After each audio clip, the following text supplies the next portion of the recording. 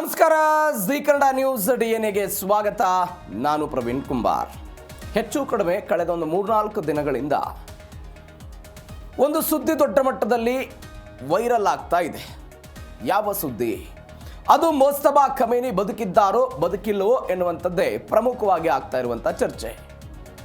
ಮೋಸ್ತಬಾ Khamenei ಅವರ ತಂದೆ ಮೃತಪಟ್ಟ ನಂತರ ಅಯತಲ್ಲಾ ಖಮೇನಿಯ ನಂತರ ಅಧಿಕಾರವನ್ನು ಸ್ವೀಕಾರ ಮಾಡಿಕೊಂಡ್ರು ಎಲ್ಲವೂ ಕೂಡ ಆಗಿತ್ತು. ಅದಾದ ನಂತರ ಮೋಸ್ತಬಾ ಖಮೇನಿಯ ಸಾವಿನ ಬಗ್ಗೆ, ಮೋಸ್ತಬಾ ಖಮೇನಿ ಬದುಕಿದ್ದಾರೋ ಇಲ್ಲವೋ, ಈ ಮೃತಪಟ್ಟುಬಿಟ್ಟಿದ್ದಾರೋ ಎನ್ನುವಂತಹ ಚರ್ಚೆಗಳು ಜಾಗತಿಕ ಮಟ್ಟದಲ್ಲಿ ದೊಡ್ಡ ಮಟ್ಟದಲ್ಲಿ ಆಗಿದ್ದನ್ನು ನೋಡಿದ್ದೀವಿ.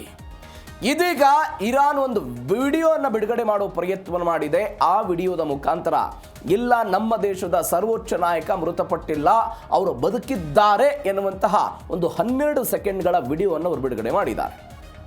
ಹಾಗಾದರೆ ಆ ವಿಡಿಯೋ ನೈಜವೇ ಅಥವಾ ಇದನ್ನ AI ಬಳಕೆ ಮಾಡಿಕೊಂಡು ಏನಾದರೂ ಡಿಫೇಕ್ ಮುಖಾಂತರ ಇದನ್ನು ತಯಾರು ಮಾಡಲಾಗ್ತಾ ಎನ್ನುವಂತಹ ಚರ್ಚೆಗಳು ದೊಡ್ಡ ಮಟ್ಟದಲ್ಲಿ ಆಗ್ತಾ ಇದೆ. ನೋಡಿ, ಒಂದು ದೇಶದ ನಾಯಕತ್ವವನ್ನು ಹೊಡೆದು ಉರುಳಿಸಿದ ನಂತರ ಅದರ ಕೆಳಗಡೆ ಇರುವಂತಹ ನಾಯಕತ್ವ ಇರುತ್ತಲ್ಲ, ಅದು ಸಡಿಲ ಆಗುತ್ತಾ ಹೋಗುತ್ತೆ. ನೀವು ಜಾಗತಿಕವಾಗಿ ಏನೇ ಬೆಳವಣಿಗೆಗಳಾದಾಗಲೂ ಕೂಡ ನೀವು ಇಸ್ರೇಲ್ ಮತ್ತು ಅಮೆರಿಕಾದ ಉದ್ದೇಶ ಇದ್ದಿದ್ದೇ ಇರಾನ್ನ ರೆಜಿಮಿ ಚೇಂಜ್ ಮಾಡಬೇಕು ಅಂತ. ಆ ರೆಜಿಮಿ ಚೇಂಜ್ ಮಾಡಬೇಕು ಅನ್ನುವ ಕಾರಣಕ್ಕಾಗಿಯೇ ಆ ದಾಳಿಯಾಗಿತ್ತು. ಆ ಎಲ್ಲ ಬೆಳವಣಿಗೆಗಳ ನಂತರ ಇದೀಗ ಮೋಸ್ತಬಾ ಖಮೇನಿ ಬದುಕಿದ್ದರ ಬಗ್ಗೆಯೂ ಕೂಡ ಚರ್ಚೆಗಳಾಗ್ತಾ ಇದೆ. ನಾವು ಮೊನ್ನೆಯೂ ಕೂಡ ನೋಡಿದ್ವಿ, ಪೆಜಿಶ್ಕಿಯನ್ ಭೇಟಿ ಮಾಡೋದಕ್ಕೆ ಹೋಗಿದ್ದರಂತೆ, ಒಂದು ಕತ್ತಲೆ ಆದಂತಹ ಕಾರ್ನಲ್ಲಿ ಕುಳ್ಳಿರಿಸಿದ್ರಂತೆ, ನೇರವಾಗಿ ಅವರಿಗೆ ಪರಸ್ಪರವಾಗಿ ಕೈ ಕುಲುಕೋದಕ್ಕೂ ಕೂಡ ಸಾಧ್ಯವಾಗಲಿಲ್ಲಂತೆ, ಕೇವಲ ಅವರ ಧ್ವನಿ ಮಾತ್ರ ಕೇಳಿಸ್ತಾ ಇತ್ತಂತೆ. ಅದನ್ನು ಸ್ವತಃ ಪೆಜಿಶ್ಕಿಯನ್ ಅವರು ಬಂದು ಮಾಧ್ಯಮಗಳ ಮುಂದೆ ಮಾತನಾಡೋದನ್ನು ನಾವೆಲ್ಲ ನೋಡಿದ್ವಿ. ಅತ್ಯಂತ ಕಷ್ಟದಾಯಕವಾಗಿಬಿಟ್ಟಿದೆ ನಮ್ಮ ದೇಶದ ಸರ್ವೋಚ್ಚ ನಾಯಕರನ್ನ ಭೇಟಿ ಮಾಡೋದು ಅಂತ. ಆಗ ಹೇಳಿಕೆ ಬಂದ ನಂತರ ಇಂಥದ್ದೊಂದು ಚರ್ಚೆ ಆಗೋದಕ್ಕೆ ಶುರುವಾಯಿತು. ಮೋಸ್ತಬಾ ಖಮೇನಿ ಬದುಕಿದಾರಾ ಬದುಕಿಲ್ವಾ ಅಂತ. ಇದೀಗ ಬದುಕಿದ್ದಾರೆ ಅಂತ ಇರಾನ್ನ IRGC ಅಂಡರ್ನಲ್ಲಿರುವಂತಹ ಒಂದು ಮಾಧ್ಯಮ ಸಂಸ್ಥೆ ಇದನ್ನು ವರದಿ ಮಾಡುವ ಪ್ರಯತ್ನವನ್ನು ಮಾಡಿದೆ. 12 ಸೆಕೆಂಡ್ಗಳ ಈ ವಿಡಿಯೋದಲ್ಲಿ ಕೆಲವೊಂದಿಷ್ಟು ಧಾರ್ಮಿಕ ಮುಖಂಡರುಗಳ ಜೊತೆಗೆ ಅವರು ಕುಳಿತುಕೊಂಡಿರುವಂತಹ ವಿಡಿಯೋವನ್ನು ಇವರು ಬಿಡುಗಡೆ ಮಾಡಿದ್ದಾರೆ. ಹಾಗಾದರೆ ನಿಜವಾಗಿಯೂ ಮೋಸ್ತಬಾ ಖಮೇನಿ ಬದುಕಿದಾರಾ? ಇಸ್ರೇಲ್ ಇದಕ್ಕೆ ಏನು ಹೇಳ್ತಾ ಇದೆ? ಇದೇ ಇವತ್ತಿನ ಜಿ ಕನ್ನಡ ನ್ಯೂಸ್ DNA ಮೊದಲ ಸುದ್ದಿ. ಮೋಸ್ತಬಾ ಖಮೇನಿ ಬದುಕಿದ್ದಾರಾ?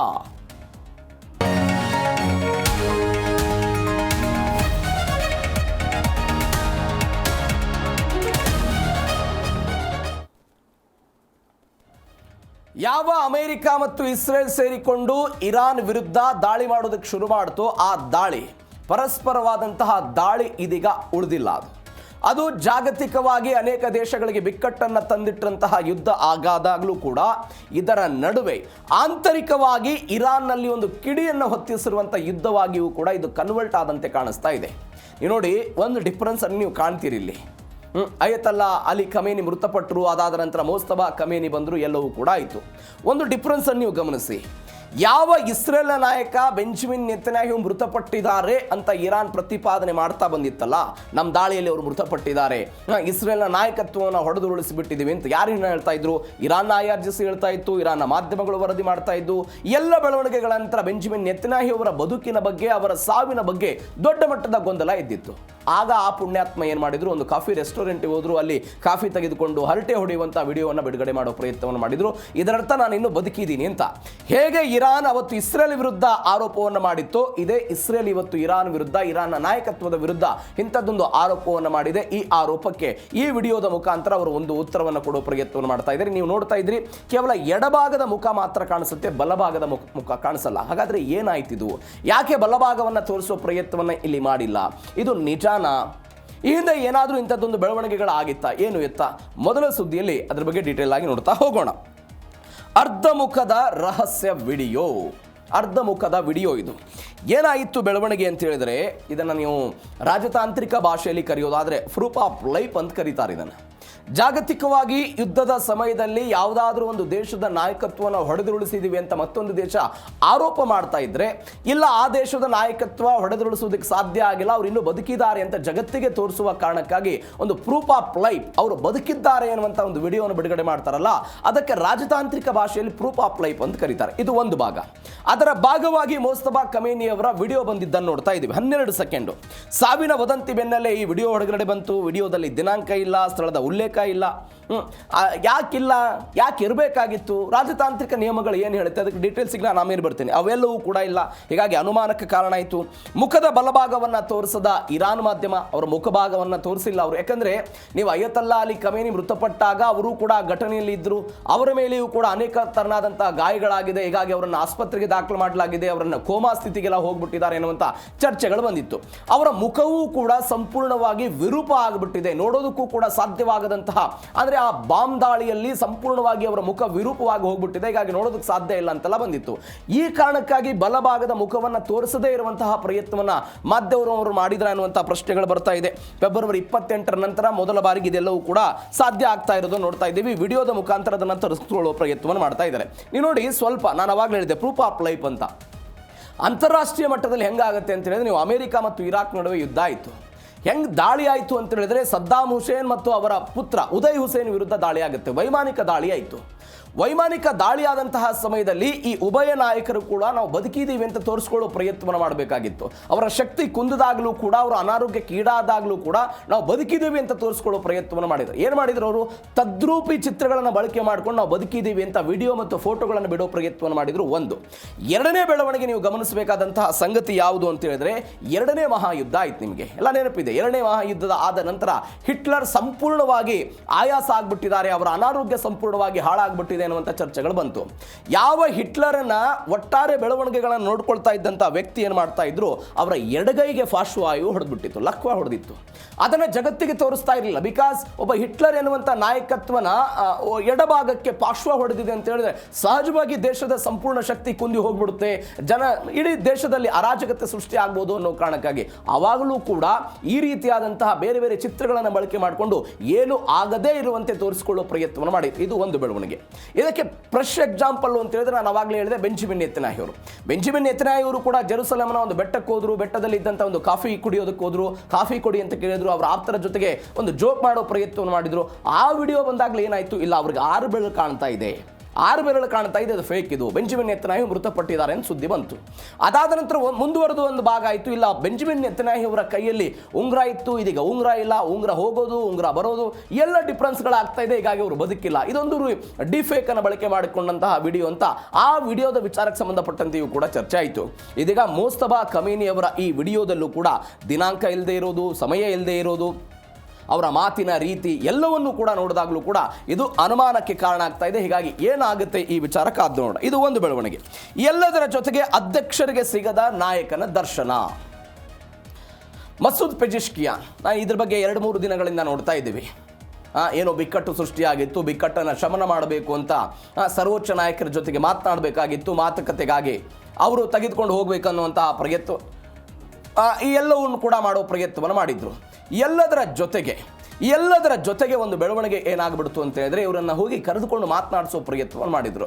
ಆದರೆ ಮಾತನಾಡಿಸುವಂತಹ ಸಮಯವನ್ನು ತೆಗೆದುಕೊಂಡಾಗಲೂ ಕೂಡ ಒಂದು ಕಪ್ಪು ತರನಾದಂತಹ ಕಾರ್ನಲ್ಲಿ ಈ ವ್ಯಕ್ತಿಯನ್ನು ಕರೆದುಕೊಂಡು ಹೋಗಿದ್ದ ನೋಡಿದ್ದೀವಿ. ಹೀಗಾಗಿ ಅಧ್ಯಕ್ಷರಿಗೂ ಕೂಡ ಈ ಯಾರು ಸಿಕ್ಕಿರಲಿಲ್ಲ, ಪೆಜಿಶ್ಕಿಯಾನ್ ಅವರಿಗೆ ಇದೇ ವ್ಯಕ್ತಿ ಸಿಕ್ಕಿದ್ದೇ ಇರೋದನ್ನು ನೋಡ್ತಾ ಇದ್ದೀವಿ. ಅವರು ಅತ್ಯಂತ ಕಷ್ಟಕರವಾಗಿದೆ ಅಂತೆಲ್ಲ ಮಾಧ್ಯಮಗಳ ಮುಂದೆ ಬಂದು ಹೇಳಿದರು. ನಮ್ಮ ಹೊಸ ನಾಯಕರೊಂದಿಗೆ ಪ್ರಸ್ತುತ ಸಂವಹನ ನಡೆಸೋದು ಅತ್ಯಂತ ಕಷ್ಟಕರ ಆಗಿದೆ. ಆದರೆ ಏನೇ ಆದರೂ ಈ ಕಠಿಣ ಪರಿಸ್ಥಿತಿಯಲ್ಲಿ ಅವರು ನಾಯಕರಾಗಿ ಇರೋದೇ ನಮ್ಮ ದೊಡ್ಡ ಶಕ್ತಿ, ಇದು ನಮ್ಮ ಆಡಳಿತ ಪ್ರಕ್ರಿಯೆಯನ್ನು ಮುಂದುವರಿಸೋದಕ್ಕೆ ಸಹಾಯ ಮಾಡುತ್ತೆ ಅಂತ ಮೋಸ್ತಬಾ ಖಮೇನಿಯವರ ಬದುಕಿನ ಬಗ್ಗೆ ಅಧ್ಯಕ್ಷ ಮಸೂದ್ ಪೆಜಿಶ್ಕಿಯಾನ್ ಅವರು ಹೇಳಿಕೆ ಕೊಡೋ ಪ್ರಯತ್ನವನ್ನು ಮಾಡಿದರು. ನೀವು ಇರಾನ್ನ ಇತಿಹಾಸದಲ್ಲಿ ಈ ರೀತಿಯಾಗಿ 2-3 ಘಟನೆಗಳಾಗಿದೆ. ಒಂದು, ರಾಷಾ ಪಹಲ್ವಿ. ಯಾವ ಪಹಲ್ವಿ 1953ರಲ್ಲಿ ಇರಾನಕ್ಕೆ ಅಧಿಕಾರಕ್ಕೆ ಬರ್ತಾರೆ. ಅಮೆರಿಕ ಮತ್ತು ಬ್ರಿಟನ್ನ ಕಾರಣಕ್ಕಾಗಿ ಆ ವ್ಯಕ್ತಿ ಅಧಿಕಾರಕ್ಕೆ ಬಂದರು. ಅದಾದ ನಂತರ ಆ ವ್ಯಕ್ತಿಗೆ ಕ್ಯಾನ್ಸರ್ ಆಗುತ್ತೆ. ಯಾರಿಗೆ? ಪಹಲ್ವಿ ಅನ್ನುವಂಥ ರಾಜನಿಗೆ ಕ್ಯಾನ್ಸರ್ ಆಗುತ್ತೆ. ಎಷ್ಟನೇ ಇಸ್ವಿಯಲ್ಲಿ? 1974ರಲ್ಲಿ. ಮೊದಲೇ ಪಹಲ್ವಿ ರಾಜವಂಶನ ವಿರುದ್ಧ, ಪಹಲ್ವಿಯ ವಿರುದ್ಧ ದೊಡ್ಡ ಮಟ್ಟದ ದಂಗೆಗಳಾಗ್ತಾ ಇತ್ತು, ಅಸಮಾಧಾನ ಇತ್ತು. 74ರಲ್ಲಿ ಅವರಿಗೆ ಕ್ಯಾನ್ಸರ್ ಇದ್ದಿದ್ದನ್ನು ದೇಶದ ಜನರಿಗೆ ತಿಳಿಸಿಬಿಟ್ರೆ ಮತ್ತಷ್ಟು ಅರಾಜಕತೆ ಸೃಷ್ಟಿ ಆಗ್ಬೋದು ಅನ್ನೋ ಕಾರಣಕ್ಕಾಗಿ 74ರಲ್ಲಿ ಬಚ್ಚಿಡೋ ಪ್ರಯತ್ನವನ್ನು ಮಾಡಿದರು ಇರಾನ್ ಸರ್ಕಾರ. ಅದಾದ ನಂತರ ಅವರ ಖಾಸಗಿ ವೈದ್ಯರು ಎಲ್ಲರೂ ಕೂಡ ಇದನ್ನು ಬಚ್ಚಿಟ್ಟು. ಹೆಂಗೆ ಬಚ್ಚಿಟ್ಟಿದ್ರು ಅಂತ ಹೇಳಿದ್ರೆ, ಸ್ವತಃ ಪಹಲ್ವಿಯವರ 2ನೇ ಪತ್ನಿಯೂ ಕೂಡ ನನ್ನ ಗಂಡನಿಗೆ ಕ್ಯಾನ್ಸರ್ ಇದೆ, ಕ್ಯಾನ್ಸರ್ ಕಾಯಿಲೆಯಿಂದ ಪಹಲ್ವಿ ಬಳಲ್ತಾ ಇದ್ದಾರೆ ಅಂತ ಅವರ ಪತ್ನಿ ಯಾವತ್ತಿಗೂ ಕೂಡ ಗೊತ್ತಾಗದಂತೆ ಈ ರೀತಿಯಾಗಿ ಅದನ್ನು ಮುಚ್ಚಿಡೋ ಪ್ರಯತ್ನವನ್ನು ಮಾಡಿದರು. ಅದಾದ ನಂತರ ಅವ್ರು ಹೆಂಗೆ ಕಾಣಿಸ್ಕೊಳ್ತಾ ಇದ್ರು ಸಾರ್ವಜನಿಕವಾಗಿ ಅಥವಾ ಜನರ ಮುಂದೆ, ಮಾಧ್ಯಮಗಳ ಮುಂದೆ ಕಾಣಿಸ್ಕೊಳ್ತಾ ಇದ್ದಂತಹ ಸಮಯದಲ್ಲಿ ನಾನು ಯಾವುದೇ ಕಾರಣಕ್ಕಾಗಿಯೂ ಕೂಡ ಅನಾರೋಗ್ಯದಿಂದ ಬಳಲ್ತಾ ಇದ್ದೀನಿ ಅಂತ ಒಂದು ಯಾವುದೇ ಕಾರಣಕ್ಕಾಗಿಯೂ ಕೂಡ ಗೊತ್ತಾಗ್ತಾ ಇರಲಿಲ್ಲ. ಆದರೆ ಯಾವಾಗ 79ರಲ್ಲಿ ಕ್ರಾಂತಿ ಆಯಿತು, ಅವರು ಅಮೆರಿಕಕ್ಕೆ ಹೋದರು, ಕ್ಯಾನ್ಸರ್ನ ಟ್ರೀಟ್ಮೆಂಟ್ ಎಲ್ಲ ಪಡೆದುಕೊಂಡ್ರಲ್ಲ, ಅವತ್ತು ಅವರಿಗೆ ಕ್ಯಾನ್ಸರ್ ಇದೆ ಅನ್ನೋದು ಗೊತ್ತಾಗಿತ್ತು. ಒಂದು ಅಯತುಲ್ಲಾ ರುಹುಲ್ಲಾ ಖಮೇನಿ ಈ 79ರಲ್ಲಿ ಬಂದಂಥ ವ್ಯಕ್ತಿಗೆ, ಆ ವ್ಯಕ್ತಿಗೂ ಕೂಡ ಕ್ಯಾನ್ಸರ್ ಇದ್ದಿತ್ತು. ಆ ವ್ಯಕ್ತಿಯು ಕೂಡ ಸಾರ್ವಜನಿಕವಾಗಿ ನನಗೆ ಕ್ಯಾನ್ಸರ್ ಇದೆ ಅಂತ ಯಾವತ್ತೂ ಕೂಡ ತೋರಿಸ್ಕೊಳ್ಳೋ ಪ್ರಯತ್ನವನ್ನು ಮಾಡಲಿಲ್ಲ. ಅಂದರೆ ಅದನ್ನು ಮುಚ್ಚಿಡೋ ಪ್ರಯತ್ನವನ್ನು ಮಾಡಿದ್ರು. ಅನಾರೋಗ್ಯದ ಸುದ್ದಿಯನ್ನು ಕಟ್ಟುನಿಟ್ಟಾಗಿ ಸಾರ್ವಜನಿಕರಿಗೆ, ವಿದೇಶಿಗಳಿಗೆ ಯಾವುದೇ ಕಾರಣಕ್ಕಾಗಿಯೂ ಕೂಡ ಗೊತ್ತಾಗದಂತೆ ಇದನ್ನು ತೆರೆಮರೆಯಲ್ಲಿ ಇಡೋ ಪ್ರಯತ್ನವನ್ನು ಮಾಡಿದರು. ಯಾಕೆ ಅಂತ ಹೇಳಿದರೆ ಆ ದೇಶದ ಮೇಲೆ ಆ ನಾಯಕತ್ವ ದೌರ್ಬಲ್ಯಕ್ಕೊಳಗಾಗಿದೆ, ಅನಾರೋಗ್ಯಕ್ಕೊಳಗಾಗಿದೆ. ಆ ದೌರ್ಬಲ್ಯವನ್ನು ಬಳಕೆ ಮಾಡಿಕೊಂಡು ಮತ್ತೊಂದು ದೇಶ ದಾಳಿ ಮಾಡಬಹುದು ಅನ್ನೋ ಕಾರಣಕ್ಕೆ ಇದು ಆಗಬಹುದು ಅಂತ ಈಗ ಒನ್ಸ್ ಅಗೇನ್ ಮೋಸ್ತಬಾ ಖಮೇನಿ ಅವರ ವಿಚಾರದಲ್ಲೂ ಕೂಡ ಹಾಗೆ ಆಗ್ತಾ ಇದೆ. ಇದು ಮತ್ತೊಂದು ಬೆಳವಣಿಗೆ. ಎಲ್ಲದರ ನಡುವೆ ಈ ವಿಡಿಯೋ ಬಂದಿದೆಯಲ್ಲ, ಆ ವಿಡಿಯೋದ ಹಿಂದೆ ಒಂದು 5 ಅನುಮಾನಗಳು ಕಾಡ್ತಾ ಇದೆ. ಯಾವ್ಯಾವುದಾದ 5 ಅನುಮಾನ ನಾನು ಅವಾಗಲೇ ಹೇಳಿದೆ. ಅದರಲ್ಲಿ ದಿನಾಂಕದ ಸವಾಲಿದೆ. ವಿಡಿಯೋ ಬಿಡುಗಡೆ ಆದರೂ ಕೂಡ ಅದು ಯಾವ ದಿನವನ್ನು ಚಿತ್ರೀಕರಿಸಲಾಯಿತು ಅನ್ನುವಂಥ ಪ್ಲೇಟ್ ಇಲ್ಲ, ಕ್ಯಾಲೆಂಡರ್ ಕೂಡ ಇಲ್ಲ. ನಿಮಗೆ ಅಂತಾರಾಷ್ಟ್ರೀಯ ವಿಶ್ಲೇಷಕರು ಇದ್ರ ಬಗ್ಗೆ ಹೇಳ್ತಾರೆ, ಯಾಕೆ ವಿಡಿಯೋದಲ್ಲಿ ಫ್ಲೇಟನ್ನು ಡೇಟ್ ಇರಬೇಕು, ಸಮಯ ಇರಬೇಕು ಅಂತ ಇದಕ್ಕೆ ಪ್ರಶ್ನೆ ಬರುತ್ತೆ ನಿಮಗೆ ಸಹಜವಾಗಿ, ಸಾಮಾನ್ಯವಾಗಿ.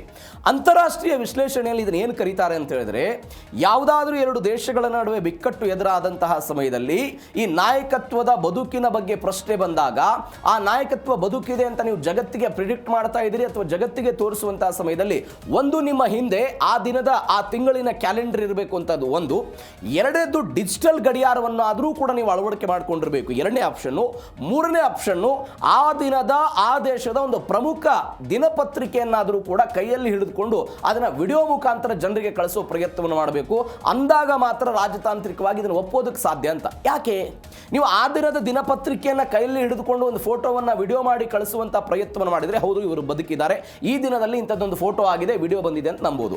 ಹಿಂದೆ ಕ್ಯಾಲೆಂಡರ್ ಏನಾದರೂ ಇದ್ರೆ ಹೌದು ಈ ದಿನ ಆಗಿರ್ಬೋದು, ಈ ತಿಂಗಳದ್ದು ಅಂತ ಒಂದು ಲೆಕ್ಕಾಚಾರ ಆಗ್ಬೋದು. ಡಿಜಿಟಲ್ ಗಡಿಯಾರ ಇದ್ರೆ ಅದರಲ್ಲಿ ಸಮಯವೇ ಕಾಣಿಸ್ಕೊಳ್ತಾ ಇರೋದನ್ನು ನೋಡ್ತಾ ಇದ್ದೀವಿ.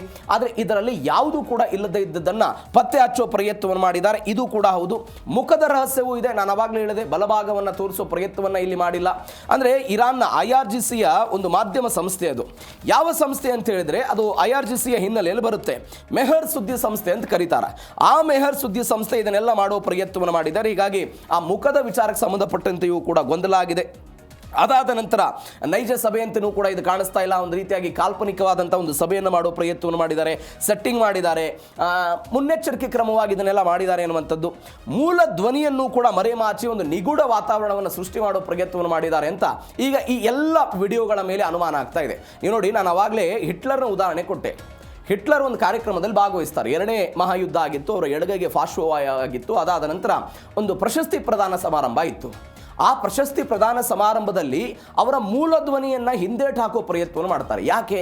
ಪಾರ್ಶ್ವವಾಯು ಹೊಡೆದಾಗ ಅವರಿಗೆ ಸರಿಯಾಗಿ ಸಮರ್ಪಕವಾಗಿ ಮಾತನಾಡೋದಕ್ಕೆ ಸಾಧ್ಯ ಆಗೋದಿಲ್ಲ. ಅಕಸ್ಮಾತ್ ಈ ಧ್ವನಿಯೇ ಮತ್ತೊಬ್ಬರಿಗೆ ಕೇಳಿಸಿಬಿಟ್ರೆ ಅದು ನಮಗೆ ನೆಗೆಟಿವ್ ಆಗುತ್ತೆ ಅನ್ನೋ ಕಾರಣಕ್ಕಾಗಿ ಎಲ್ಲೆಲ್ಲಿ ಹಿಟ್ಲರ್ ಮಾತಾಡಿರ್ತಾರಲ್ಲ ಆ ಧ್ವನಿಗೆ ಏನು ಮಾಡ್ತಾರೆ ಅಂತ ಹೇಳಿದ್ರೆ, ಅಲ್ಲಿರುವಂತಹ ರಾಷ್ಟ್ರೀಯ ಗೀತೆಯನ್ನು, ದೇಶಭಕ್ತಿ ಗೀತೆಗಳನ್ನು ಅಳವಡಿಸೋ ಪ್ರಯತ್ನವನ್ನು ಮಾಡ್ತಾರೆ. ಯಾಸ್ ಇಟ್ ಈಸ್ ಇವತ್ತು ಮೋಸ್ತಬಾ ಖಮೇನಿ ಅವರ ವಿಚಾರದಲ್ಲೂ ಕೂಡ ಹಾಗೆ ಆಗ್ತಾ ಇದೆ ಎನ್ನುವಂಥ ವಿಶ್ಲೇಷಣೆಗಳು ಬರ್ತಾ ಇದೆ. ಇದು ಒಂದು ಬೆಳವಣಿಗೆ. ಇವೆಲ್ಲದರ ನಡುವೆ ಹಾರ್ಮುಜ್ ಜಲಸಂಧಿ, ಇರಾನ್ ಸಂಧಾನದ ಹಾದಿ ಅಂತ ಯುದ್ಧ ನಡೀತಾ ಇದೆ.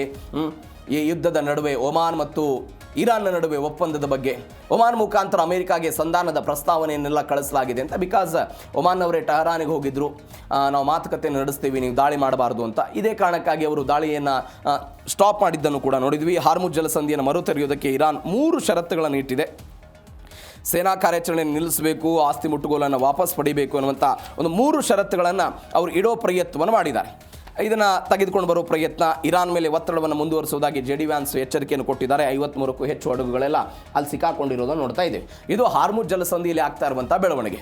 ನೀವು ನೋಡಿ, ನಾನು ಮೋಸ್ತಬಾ ಖಮೇನಿ ವಿಚಾರಕ್ಕೆ ಬರೋದಾದರೆ, ಯಾವ ಮೋಸ್ತಬಾ ಖಮೇನಿಯ ಬದುಕಿನ ಬಗ್ಗೆ ಇವತ್ತು ಚರ್ಚೆ ಆಗ್ತಾ ಇದೆಯೋ ಆ ಮೋಸ್ತಬಾ ಖಮೇನಿಯ ಈ ಸುದ್ದಿಯನ್ನು ಹೊರಗಡೆ ತಂದಿರುವಂಥ ಮಾಧ್ಯಮವೂ ಕೂಡ ಅಲ್ಲಿಯ ನಿಯಂತ್ರಣದಲ್ಲಿ ಇರುವಂಥದ್ದು. ನಿಯಂತ್ರಣದ ಕಾರಣಕ್ಕಾಗಿ ಹೀಗೆಲ್ಲ ಆಗ್ತಾ ಇರುತ್ತೆ. ನೀವು ಜಾಗತಿಕವಾಗಿ ಬೇರೆ ಬೇರೆ ಯುದ್ಧ ಸಮಯದಲ್ಲೂ ಕೂಡ ಈ ರೀತಿಯಾದಂಥ ಸಾವಿನ ಬಗ್ಗೆ ವದಂತಿಗಳು ಬಂದಾಗ, ಸಾವಿನ ಬಗ್ಗೆ ಸುದ್ದಿಗಳು ಬಂದಾಗ ಯಾವ್ಯಾವ ಸರ್ಕಾರಿ ನಿಯಂತ್ರಣ ಮಾಧ್ಯಮಗಳು ಇರುತ್ತಲ್ಲ ಅವರು ಸಹಜವಾಗಿ ನಾಯಕನನ್ನು ಪ್ರಿಡಿಕ್ಟ್ ಮಾಡೋ ಪ್ರಯತ್ನವನ್ನು ಮಾಡ್ತಾರೆ. ಆ ನಾಯಕತ್ವ ಬದುಕಿದೆ ಅಂತ ಹೇಳುವಂಥ ಪ್ರಯತ್ನವನ್ನು ಮಾಡ್ತಿದ್ದಾರೆ. ಹೀಗಾಗಿ ಗೊಂದಲವಂತೂ ಸಹಜವಾಗಿದೆ. ಇತ್ತೀಚೆಗೆ ಡೊನಾಲ್ಡ್ ಟ್ರಂಪ್ ಒಂದು ಸಂದೇಶ ಕೊಡೋ ಪ್ರಯತ್ನವನ್ನು ಮಾಡಿದ್ರು ಇರಾನಿಗೆ. ಯಾವ ಸಂದೇಶ ಅದು? ಪರಮಾಣು ವಿಚಾರ ಇದೆಯಲ್ಲ, ಅದನ್ನು ನೆಕ್ಸ್ಟ್ ಚರ್ಚೆ ಮಾಡೋಣ. ನಮ್ಮ ಮೊದಲ ಆದ್ಯತೆ ಇರುವುದು ಹಾರ್ಮುಜ್ ಜಲಸಂಧಿ ಮುಕ್ತ ಆಗಬೇಕು ಅಂತ. ಇದಕ್ಕೆ ಇಡೀ ಜಗತ್ತು, ಅಮೆರಿಕ, ಇರಾನ್, ಮಧ್ಯಪ್ರಾಚ್ಯದ ಬೇರೆ ಬೇರೆ ದೇಶಗಳು ಎಲ್ಲರ ಕಣ್ಣಿರೋದು ಇದೇ ಹಾರ್ಮುಜ್ ಜಲಸಂಧಿಯಲ್ಲಿ. ಯಾಕೆಂದರೆ ಹಾರ್ಮುಜ್ ಜಲಸಂಧಿಯಲ್ಲಿ 25% ಹೆಚ್ಚಿನ ಭಾಗ ತೈಲ ರಫ್ತಾಗೋದನ್ನು ನೋಡ್ತಾ ಇದ್ದೀವಿ. ಮಧ್ಯಪ್ರಾಚ್ಯಗಳ ಎಲ್ಲ ದೇಶಗಳ ಆರ್ಥಿಕತೆಯೂ ಕೂಡ ಅದರ ಮೇಲೆ ಇದ್ದಿದ್ದನ್ನು ನೋಡ್ತಾ ಇದ್ದೀವಿ. ಎಲ್ಲದರ ಹೊರತಾಗಿಯೂ ಕೂಡ ಯಾವಾಗ ಅಮೆರಿಕ ಇರಾನ್ ಮೇಲೆ ದಾಳಿ ಮಾಡ್ತೋ, ಹಾರ್ಮುಜ್ ಅನ್ನೋದೊಂದು ಜುಟ್ಟವಾಗಿ ಕನ್ವರ್ಟ್ ಆಯ್ತು ಅವ್ರಿಗೆ. ನೀವೇನಾದ್ರು ದಾಳಿ ಮಾಡ್ತೇವೆ, ನಾವು ಜುಟ್ಟ ಹಿಡಿತೀವಿ ಅಂತ ಆ ಲೆಕ್ಕಕ್ಕೆ ಬಂದು ನಿಂತ್ಬಿಟ್ರು ಇರಾನ್ ಅವರು. ನೀವು ದಾಳಿ ಮಾಡ್ತೀರಾ, ಹಾರ್ಮುಜ್ ಜಲಸಂಧಿಯಲ್ಲಿ ಮೈನ್ಸ್ಗಳನ್ನು ಹಾಕ್ತೀವಿ, ಹಾರ್ಮುಜ್ ಜಲಸಂಧಿಯಲ್ಲಿ ಓಡಾಡುವಂಥ ವಾಣಿಜ್ಯ ಹಡಗುಗಳಿಗೆ ನಾವು ಟೋಲನ್ನು ವಿಧಿಸ್ತೀವಿ, ಸೇವಾ ಶುಲ್ಕವನ್ನು ವಿಧಿಸ್ತೀವಿ ಅಂತ. ಯಾವಾಗ ಟೋಲ್ ವಿಧಿಸ್ತೀವಿ, 44 ಪ್ರಶ್ನೆಗಳನ್ನು ಕೇಳ್ತೀವಿ, ಮೈನ್ಸ್ಗಳನ್ನು ಹಾಕಿದ್ದೀವಿ ಅಂತ ಇರಾನ್ನವ್ರು ಹೇಳೋ ಪ್ರಯತ್ನವನ್ನು ಮಾಡಿದ್ರಲ್ಲ, ಜಾಗತಿಕವಾಗಿ ತೈಲ ಬೆಲೆಗಳು ಏರಿಕೆ ಆಗ್ತಾ ಬಂದಿದ್ದನ್ನು ನೋಡಿದ್ದೀವಿ. ಇದು ಒಂದು ಸಂಗತಿ. ಎರಡನೇ ಸಂಗತಿ ಏನು ಅಂತ ಹೇಳಿದ್ರೆ, ಬ್ರಿಟನ್ ನೇತೃತ್ವದ ಒಂದು 60 ದೇಶಗಳು ಒಂದು ವರ್ಚುವಲ್ ಸಭೆಗಳನ್ನು ಮಾಡ್ಕೊಂಡು ಬರೋ ಪ್ರಯತ್ನವನ್ನು ಮಾಡಿದ್ರು. ಯಾಕೆ? ಯಾವ ಕಾರಣಕ್ಕಾಗಿಯೂ ಕೂಡ ಇರಾನ್ ಹಾರ್ಮುಜ್ ಮೇಲೆ ಹಿಡಿತವನ್ನು ಸಾಧಿಸಬಾರದು. ಅದೊಂದು ನೈಸರ್ಗಿಕವಾದಂತಹ ಜಲಸಂಧಿ, ಅವರ ಕರಾವಳಿ ಭಾಗದಲ್ಲಿ ಇರಬಹುದು, ಹೌದು ಒಪ್ಪಿಕೊಳ್ತೀವಿ, ಆದರೆ ಅದರ ಮೇಲೆ ಹಿಡಿತವನ್ನು ಸಾಧಿಸಬಾರದು ಅಂತ ಎಲ್ಲವೂ ಕೂಡ ಚರ್ಚೆ ಆಯಿತು. ಇದೀಗ ಒಮಾನ್ ಮತ್ತು ಇರಾನ್ ನಡುವೆ ಒಪ್ಪಂದಗಳಾಗುವ ಮುಖಾಂತರ ಅವರು ಹೇಳ್ತಾ ಇದ್ದಾರೆ, ನಾವು ಟೋಲನ್ನು ಹಾರ್ಮುಜ್ ಜಲಸಂಧಿಯಲ್ಲಿ ವಿಧಿಸಲ್ಲ ಅಂತ. ಆ ಮುಖಾಂತರ ಟೋಲ್ನ ವಿಚಾರ ಮತ್ತು ಸೇವಾ ಶುಲ್ಕದ ವಿಚಾರದಲ್ಲಿ ಒಂದು ನೆಮ್ಮದಿಯ ಸುದ್ದಿ ಬರ್ತಾ ಇದೆ ಹಾರ್ಮುಜ್ ಜಲಸಂಧಿಯಲ್ಲಿ. ಹಾಗಾದರೆ ಏನಾಗ್ತಾ ಇದೆ? ಇದು ಒಂದು. ಎರಡನೇದು, ಈ ಎಲ್ಲ ಬೆಳವಣಿಗೆಗಳ ನಡುವೆ ಅಮೆರಿಕಾದ ಬತ್ತಳಿಕೆಯಲ್ಲಿ ಶಸ್ತ್ರಾಸ್ತ್ರಗಳ ಕೊರತೆ ಆಗ್ತಾ ಇದೆ. ಅಂಥದ್ದೊಂದು ಕೊರತೆಯನ್ನು ಅಮೆರಿಕ ಎದುರಿಸ್ತಾ ಇದೆ ಅನ್ನುವಂಥ ವರದಿಗಳು ಬರ್ತಾ ಇದೆ. ಹಾಗಾದರೆ ಏನಾಯಿತು ಉಭಯ ದೇಶಗಳ ನಡುವೆ? ಡೀಟೇಲ್ಸ್ ಆಗಿ ಇವತ್ತಿನ ಎರಡನೇ ಸುದ್ದಿಯಲ್ಲಿ ನೋಡ್ತಾ ಹೋಗೋಣ. ಹಾರ್ಮುಜ್ ಸಂಕಷ್ಟಕ್ಕೆ ಸದ್ಯಕ್ಕೆ ಬ್ರೇಕ್ ಅಂತೆ. ಏನು ಬ್ರೇಕ್ ಇದು? ಅದೇ ಟೋಲ್ ಕಟ್ಟುವಂಥ ವಿಚಾರ. ಶುಲ್ಕವನ್ನು ವಿಧಿಸಲ್ಲ ಅಂತ ಇರಾನ್ ಹೇಳ್ತಾ ಇದೆ. ಯಾವ ಹಡಗು ಹಾರ್ಮುಜ್ ಜಲಸಂಧಿಯ ಮುಖಾಂತರ ಹಾದು ಹೋಗುತ್ತೋ ಆ ಹಡಗಿಗೆ ನಾವು ಶುಲ್ಕವನ್ನು ವಿಧಿಸಲ್ಲ ಅಂತ ಅಮೆರಿಕದ ಉಪಾಧ್ಯಕ್ಷ JD ವ್ಯಾನ್ಸ್ಗೆ ಮಾಹಿತಿಯನ್ನು ಕೊಟ್ಟಿದ್ದಾರೆ. 5ರಿಂದ 7% ಶುಲ್ಕವನ್ನು ವಿಧಿಸೋದಕ್ಕೆ ಅವರೆಲ್ಲ ಮುಂದಾಗ್ತಾ ಇದ್ರು. ಪರಿಸರದ ಸಂರಕ್ಷಣೆ, ನ್ಯಾವಿಗೇಷನ್ ನೆರವು, ಜಲಸಂಧಿಯಲ್ಲಿ ಸುರಕ್ಷತೆ, ಬೇರೆ ಬೇರೆ ಕಾರಣಕ್ಕಾಗಿ ನಾವು ಸೇವಾ ಶುಲ್ಕವನ್ನು ವಿಧಿಸ್ತೀವಿ ಅಂತ ಅವರು ಹೇಳೋ ಪ್ರಯತ್ನವನ್ನು ಮಾಡಿದ್ರು. ಆದರೆ ಇದೀಗ JD ವ್ಯಾನ್ಸ್ ಹೇಳ್ತಾ ಇದ್ದಾರೆ, ಇರಾನ್ ವ್ಯವಸ್ಥೆಯೊಳಗೆ ಇಂಥದ್ದೊಂದು ಗಂಭೀರವಾದಂಥ ಚರ್ಚೆಗಳಾಗಿತ್ತು, ಆದರೆ ಇದೀಗ ಅದನ್ನು ಕೈ ಬಿಟ್ಟಿದ್ದಾರೆ ಅಂತ ಅವರು ಹೇಳ್ಕೊಡೋ ಪ್ರಯತ್ನವನ್ನು ಮಾಡಿದ್ದಾರೆ.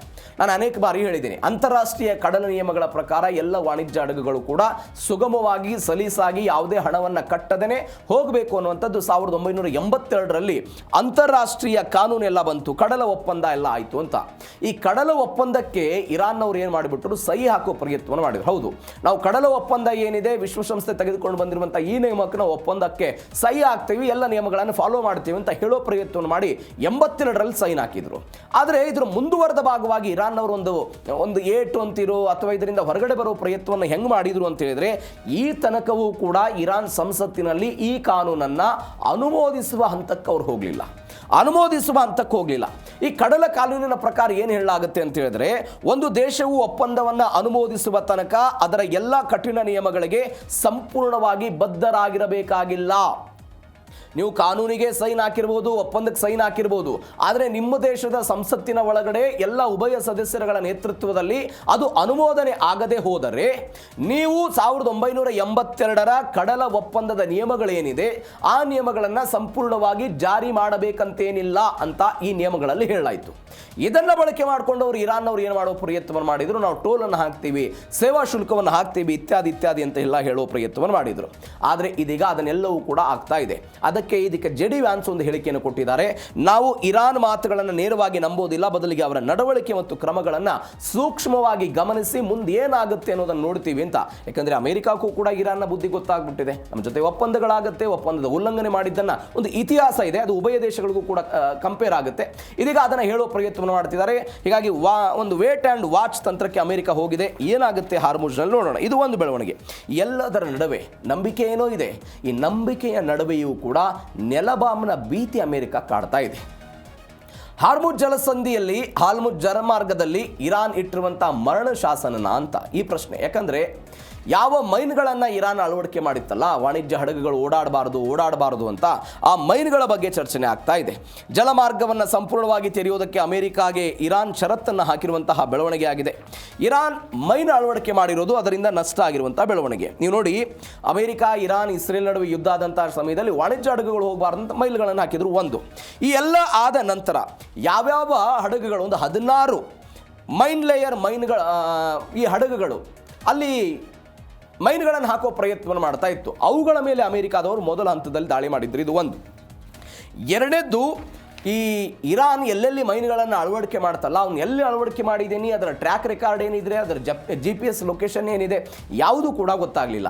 ನಿಮಗೆ ಫ್ರಾನ್ಸ್ನಲ್ಲಿ ಒಪ್ಪಂದ ಆಗಿತ್ತು ಜೂನ್ ತಿಂಗಳ 17ನೇ ತಾರೀಕಿಗೆ, ನಾವು ಅದ್ರ ಬಗ್ಗೆ ಚರ್ಚೆ ಮಾಡಿದ್ದೀವಿ. ಆ ಒಪ್ಪಂದದಲ್ಲಿ ಏನಾಗಿತ್ತು ಅಂತ ಹೇಳಿದ್ರೆ, ಮುಂದಿನ 30 ದಿನಗಳಲ್ಲಿ ಅಮೆರಿಕಾವೂ ಕೂಡ ಇರಾನ್ ಸಹಾಯದೊಂದಿಗೆ ಈ ಹಾರ್ಮುಜ್ ಜಲಸಂಧಿಯಲ್ಲಿರುವಂಥ ಎಲ್ಲ ಮೈನ್ಗಳನ್ನು ಹೊರಗಡೆ ಹಾಕಬೇಕು ಅಂತ. ಬಟ್ ಅಮೆರಿಕ ಇರಾನ್ಗೆ ಕೇಳಿಕೊಂಡಾಗಲೂ ಕೂಡ ಇರಾನ್ನ ಬಳಿ ಅದ್ರ ಬಗ್ಗೆ ದಾಖಲೆ ಇಲ್ಲ. ಯಾವ್ಯಾವ ದಿಕ್ಕುಗಳಲ್ಲಿ ಎಲ್ಲೆಲ್ಲಿ ಮೈನ್ಗಳನ್ನು ಅಳವಡಿಕೆ ಮಾಡ್ಕೊಂಡಿದ್ದೀವಿ, ಆ ಮೈನ್ಗಳು ಇವತ್ತು ತೇಲಿ ಹೋಗಿ ಎಲ್ಲೆಲ್ಲಿದೆ ಯಾವುದು ಕೂಡ ಗೊತ್ತಿರಲಿಲ್ಲ. ಎಲ್ಲವೂ ಕೂಡ ದೊಡ್ಡ ಮಟ್ಟದ ಬೆಳವಣಿಗೆ ಆಗಿದೆ. ಹೀಗಾಗಿ ಇವತ್ತು ಅಮೆರಿಕ ಏನು ಮಾಡ್ತಾ ಇದೆ ಅಂತ ಹೇಳಿದ್ರೆ, ಇವುಗಳನ್ನು ಹೊರಗಡೆ ಹಾಕಬೇಕು ಅಂತ ಹೇಳಿದ್ರೆ ಕನಿಷ್ಠವಾಗಿ 6 ತಿಂಗಳ ಸಮಯ ಬೇಕಾಗುತ್ತೆ ಅಂತ ಯಾರು ಹೇಳ್ತಾ ಇರೋದು? ಅಮೆರಿಕ ಇವತ್ತು ಹೇಳ್ತಾ ಇದೆ. ಮುಂದಿನ 6 ತಿಂಗಳ ಕಾಲ, ಹೆಚ್ಚು ಕಡಿಮೆ 2026 ಒಟ್ಟಾರೆ ಇಸ್ವಿ ಏನಿದೆ, ಅದು ಮೈನ್ಗಳನ್ನು ಹೊರಗಡೆ ಹಾಕಬೇಕಾದಂತಹ ಸಮಯ ಬೇಕಾಗುತ್ತೆ ಅಂತೆಲ್ಲ ಹೇಳ್ತಾ ಇದ್ದಾರೆ. ಇದಕ್ಕೆ ತದ್ವಿರುದ್ಧವಾಗಿ ಇರಾನ್ ಅವರು ಒಂದು 3 ಷರತ್ತುಗಳನ್ನು ಅದಕ್ಕೆ ಹಾಕಿದ್ರು. ಏನೇನು ಹೇಳ್ತಾರೆ ಅವರು? ನೌಕಾ ದಿಗ್ಬಂಧನವನ್ನು ಸಂಪೂರ್ಣವಾಗಿ ಹಿಂಪಡಿಬೇಕು, ವಾಣಿಜ್ಯ ಹಡಗುಗಳಿಗೆ ಸಂರಕ್ಷಣೆ ಕೊಡ್ತೀವಿ ಅಂತ ಅನೇಕ ನೌಕಾಪಡೆಗಳು ಬಂದು ನಿಲ್ಲಿಸಿದೆ, ಅವುಗಳನ್ನು ವಾಪಸ್ ತೆಗೆದುಕೊಂಡು ಹೋಗಬೇಕು. ಕದನ ವಿರಾಮ ಉಲ್ಲಂಘನೆ ಮಾಡಿದ್ರಲ್ಲ, ಯಾವ ಕದನ ವಿರಾಮ? ಇರಾನ್ ಮತ್ತು ಅಮೆರಿಕಾದ ನಡುವೆ ಫ್ರಾನ್ಸ್ನಲ್ಲಿ ಆಗಿತ್ತು ಕದನ ವಿರಾಮ, ಅದನ್ನು ಉಲ್ಲಂಘನೆ ಮಾಡಿ ನಮ್ಮ ಮೇಲೆ ದಾಳಿ ಮಾಡುವ ಪ್ರಯತ್ನ ಮಾಡಿದ್ರು. ಆ ಕದನ ವಿರಾಮದ ಉಲ್ಲಂಘನೆಯ ಕಾರಣಕ್ಕಾಗಿ ಪರಿಹಾರವನ್ನು ಕೊಡಬೇಕು ಅಂತ 2ನೇ ಕಂಡೀಷನ್ ನೀಡ್ತಾ ಇದ್ದಾರೆ. ಇರಾನ್ ಮೇಲಿನ ಎಲ್ಲ ನಿರ್ಬಂಧಗಳನ್ನು ಕೂಡ ಅಮೆರಿಕ ತೆಗೆದು ಹಾಕಬೇಕು ಅನ್ನುವಂಥ ಕಂಡೀಷನ್ನ ಇಟ್ಟು ಹಾರ್ಮುಜ್ ಜಲಸಂಧಿಯ ಬೆಳವಣಿಗೆಯ ಬಗ್ಗೆ ಅಮೆರಿಕ ಮತ್ತು ಇರಾನ್ ನಡುವೆ ಇಂಥದ್ದೊಂದು ಬೆಳವಣಿಗೆ ಆಗ್ತಾ ಇದೆ.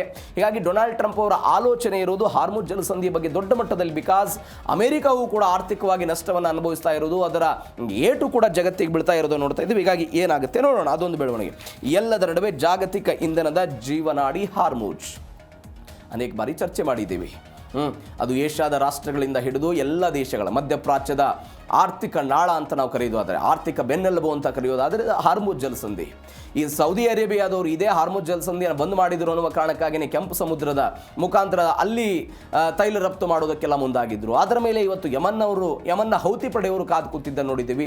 ಹೀಗಾಗಿ ಒಂದು ಬೆಳವಣಿಗೆಗಳು ಸಹಜವಾಗಿ ಆಗ್ತಾ ಇದೆ. ಈ ಮಾರ್ಗ ಬಂದಾದರೆ ಜಗತ್ತಿನಾದ್ಯಂತ ತೈಲದ ಅಭಾವ ಉಂಟಾಗುತ್ತೆ, ತೈಲ ಬೆಲೆಗಳಲ್ಲಿ ಏರಿಕೆ ಆಗುತ್ತೆ, ಕೊಲ್ಲಿ ರಾಷ್ಟ್ರಗಳಿಂದ ನಡೆಯುವಂಥ ಇಂಧನ ರಫ್ತು ಶತಾಯಗತಾಯವಾಗಿ ಸ್ಟಾಪ್ ಆಗಿಬಿಡುತ್ತೆ. ಅನೇಕ ಬಾರಿ ಹೇಳಿದ್ದೀನಿ, ಅವರು ಆಫ್ರಿಕಾ ಖಂಡವನ್ನು ಸುತ್ತಾಕೊಂಡು ಬರಬೇಕಾದಂಥ ಅವಶ್ಯಕತೆ ಬೀಳುತ್ತೆ, ವಿಮೆ ಹಣ ಹೆಚ್ಚಳ ಆಗುತ್ತೆ, ಈ ತೈಲ ಮಾರುಕಟ್ಟೆಯಲ್ಲಿ ತೈಲ ದರ ಏರಿಕೆ ಆಗುತ್ತೆ, ಎಲ್ಲ ಸಹಜವಾಗಿ ಆಗ್ತಾ ಹೋಗುತ್ತೆ. ಇಂಧನ ಮಾರುಕಟ್ಟೆಯನ್ನು ತನ್ನ ನಿಯಂತ್ರಣದಲ್ಲಿ ಇಟ್ಕೊಳ್ಬೇಕು ಅನ್ನೋದು ಅಮೆರಿಕದ ಹವಣಿಕೆ ಇದೆ. ನೀವು ವೆನಿಜುವೆಲಾ ಪ್ರಕರಣದಲ್ಲೂ ಕೂಡ ನೀವು ಏಕಾಏಕಿಯಾಗಿ ವೆನಿಜುವೆಲಾದ ಮೇಲೆ ಅಟ್ಯಾಕ್ ಮಾಡಿ ವೆನಿಜುವೆಲಾದ ಅಧ್ಯಕ್ಷನನ್ನು ತೆಗೆದುಕೊಂಡು ಬಂದು ಅಮೆರಿಕದ ಒಂದು ಜೈಲಿನಲ್ಲಿ ಇಟ್ಟು ಎಲ್ಲ ಬೆಳವಣಿಗೆ ಆಗೋದಕ್ಕೆ ಕಾರಣ ಏನು? ವೆನಿಜುವೆಲಾದಲ್ಲಿ ಅತಿ ಹೆಚ್ಚಾದಂಥ ತೈಲ ಸಂಪತ್ತು ಇದೆ ಅನ್ನುವ ಕಾರಣಕ್ಕಾಗಿ ಡೊನಾಲ್ಡ್ ಟ್ರಂಪ್ ಅವರು ಮಾಡಿದರು. ಈಗ ಇಡೀ ಜಗತ್ತಲ್ಲೇ ತೈಲವನ್ನು ಅತಿ ಹೆಚ್ಚು ಉತ್ಪಾದನೆ ಮಾಡೋರು ಯಾರು? ಅಮೆರಿಕಾದವರು ಇವತ್ತು ಉತ್ಪಾದನೆ ಮಾಡ್ತಾ ಇದ್ದಾರೆ. ಹೀಗಾಗಿ ಒಟ್ಟಾರೆ ಯಾವ OPEC ಪ್ಲಸ್ OPEC ಎನ್ನುವಂಥ ಒಕ್ಕೂಟಗಳಿದೆಯೋ ಅವರು ತೈಲ ಮಾರುಕಟ್ಟೆಯನ್ನು ನಿಯಂತ್ರಣ ಮಾಡೋ ಪ್ರಯತ್ನವನ್ನು ಮಾಡ್ತಾ ಇದ್ರು. ಆ ನಿಯಂತ್ರಣವನ್ನು ತಪ್ಪಿಸಿ ನನ್ನ ಬಳಿಗೆ ಆ ನಿಯಂತ್ರಣ ಇಟ್ಕೊಳ್ಬೇಕು, ಅದರಲ್ಲಿ ಇರಾನ್ನ ಪಾತ್ರವನ್ನು ಕೂಡ ತೆಗೆದು ಹಾಕಬೇಕು ಅನ್ನುವ ಕಾರಣಕ್ಕಾಗಿ ಇವತ್ತು ಅಮೆರಿಕ ಏನು ಮಾಡ್ತಾ ಇದೆ, ಆ ನಿಯಂತ್ರಣವನ್ನು ತೆಗೆದುಕೊಳ್ತಾ ಇದ್ದಾರೆ. ಒಂದು. ಎರಡನೇದು, ನಮ್ಮ ಭಾರತ ಸೇರಿದಂತೆ ಮಧ್ಯಪ್ರಾಚ್ಯದ ಬೇರೆ ದೇಶಗಳು, ಇರಾನ್ ಕೂಡ ಸೇರಿದಂತೆ, ಅದು ಅಫ್ಕೋರ್ಸ್ ರಷ್ಯಾ ಆಗಿರ್ಬೋದು, ಚೀನಾ ಆಗಿರ್ಬೋದು, ಎಲ್ಲರ ಬಯಕೆ ಇದ್ದಿದ್ದು ಒಂದೇ, ಅದು ಡಾಲರ್ ರಹಿತ ವ್ಯಾಪಾರ ವಹಿವಾಟುಗಳಾಗಬೇಕು ಅಂತ. ಅಂಥದ್ದೊಂದು ಆತಂಕ ಇವತ್ತು ಅಮೆರಿಕ ಕಾಡ್ತಾ ಇದೆ. ಈ ಕಾರಣಕ್ಕಾಗಿ ಹಾರ್ಮುಜನ್ನು ತನ್ನ ಸ್ವಾಮ್ಯಕ್ಕೆ ತೆಗೆದುಕೊಳ್ಳಬೇಕು, ತನ್ನ ನಿಯಂತ್ರಣವನ್ನು ಇಟ್ಕೊಳ್ಬೇಕು ಅಂತ ಟ್ರಂಪ್ ಅವರ ಬಯಕೆ ಆಗಿದೆ. ಹೀಗಾಗಿ ಏನಾಗುತ್ತೆ ನೋಡೋಣ. ಎಲ್ಲದರ ನಡುವೆ ಅಮೆರಿಕಾದಿಂದ ಬರ್ತಾ ಇರುವಂತಹ ಸುದ್ದಿ, ಅಮೆರಿಕಾದ ಬತ್ತಳಿಕೆಯಲ್ಲಿ ಶಸ್ತ್ರಾಸ್ತ್ರಗಳ ಕೊರತೆ ಅಂತ. ನಮ್ಮನೆಯೂ ಕೂಡ ನೋಡಿದ್ವಿ. ವಾಷಿಂಗ್ಟನ್ ಎನ್ನುವಂಥ ಒಂದು ವರದಿಯಲ್ಲಿ ಇಂಥದ್ದೊಂದು ಅಂಶಗಳನ್ನು ಉಲ್ಲೇಖ ಮಾಡಲಾಗಿತ್ತು. ಅದು ಪೆಟ್ರಿಯಾಟ್ ಆಗಿರ್ಬೋದು, ತಾಡ್ ಕ್ಷಿಪಣಿ ನಿರೋಧಕ ವ್ಯವಸ್ಥೆಗಳಾಗಿರ್ಬೋದು, ಎಲ್ಲವೂ ಕೂಡ ಅತ್ಯಂತ ಕಡಿಮೆ ಆಗ್ತಾ ಇದೆ ಅಮೆರಿಕಾದ ಬಳಿ. ಹೀಗಾಗಿ ಅದನ್ನು ಉತ್ಪಾದನೆ ಮಾಡೋದೇ ಒಂದು ದೊಡ್ಡ ಮಟ್ಟದ ಸವಾಲಾಗಿ ಇವತ್ತು ಅಮೆರಿಕಕ್ಕೆ ಪರಿಣಮಿಸಿಬಿಟ್ಟಿದೆ ಅಂತೆಲ್ಲವೂ ಕೂಡ ಹೇಳ್ತಾ ಇದ್ವಿ. ಇದೀಗ ಆ ಬೆಳವಣಿಗೆ ಆಗ್ತಾ ಇದೆ. ಶಸ್ತ್ರಾಸ್ತ್ರಗಳ ಕೊರತೆಯ ಆತಂಕ ಅಮೆರಿಕಕ್ಕೆ ಕಾಡ್ತಾ ಇದೆ ಅನ್ನುವಂಥ ಮಾಹಿತಿಗಳು ಬರ್ತಾ ಇದೆ. Centre for strategic and international studies ಎನ್ನುವಂತಹ ಒಂದು ವರದಿಯಲ್ಲಿ ಎಲ್ಲವೂ ಕೂಡ ಉಲ್ಲೇಖ ಆಗಿದೆ. ಅಮೆರಿಕಾದ ಬಳಿ ಇದ್ದಂಥ 2200ರಿಂದ 2330 ಪ್ಯಾಟ್ರಿಯಾಟ್ ಕ್ಷಿಪಣಿಗಳ ಸಂಖ್ಯೆ 820ಕ್ಕಿಂತ ಕಡಿಮೆಯಾಗಿದೆ.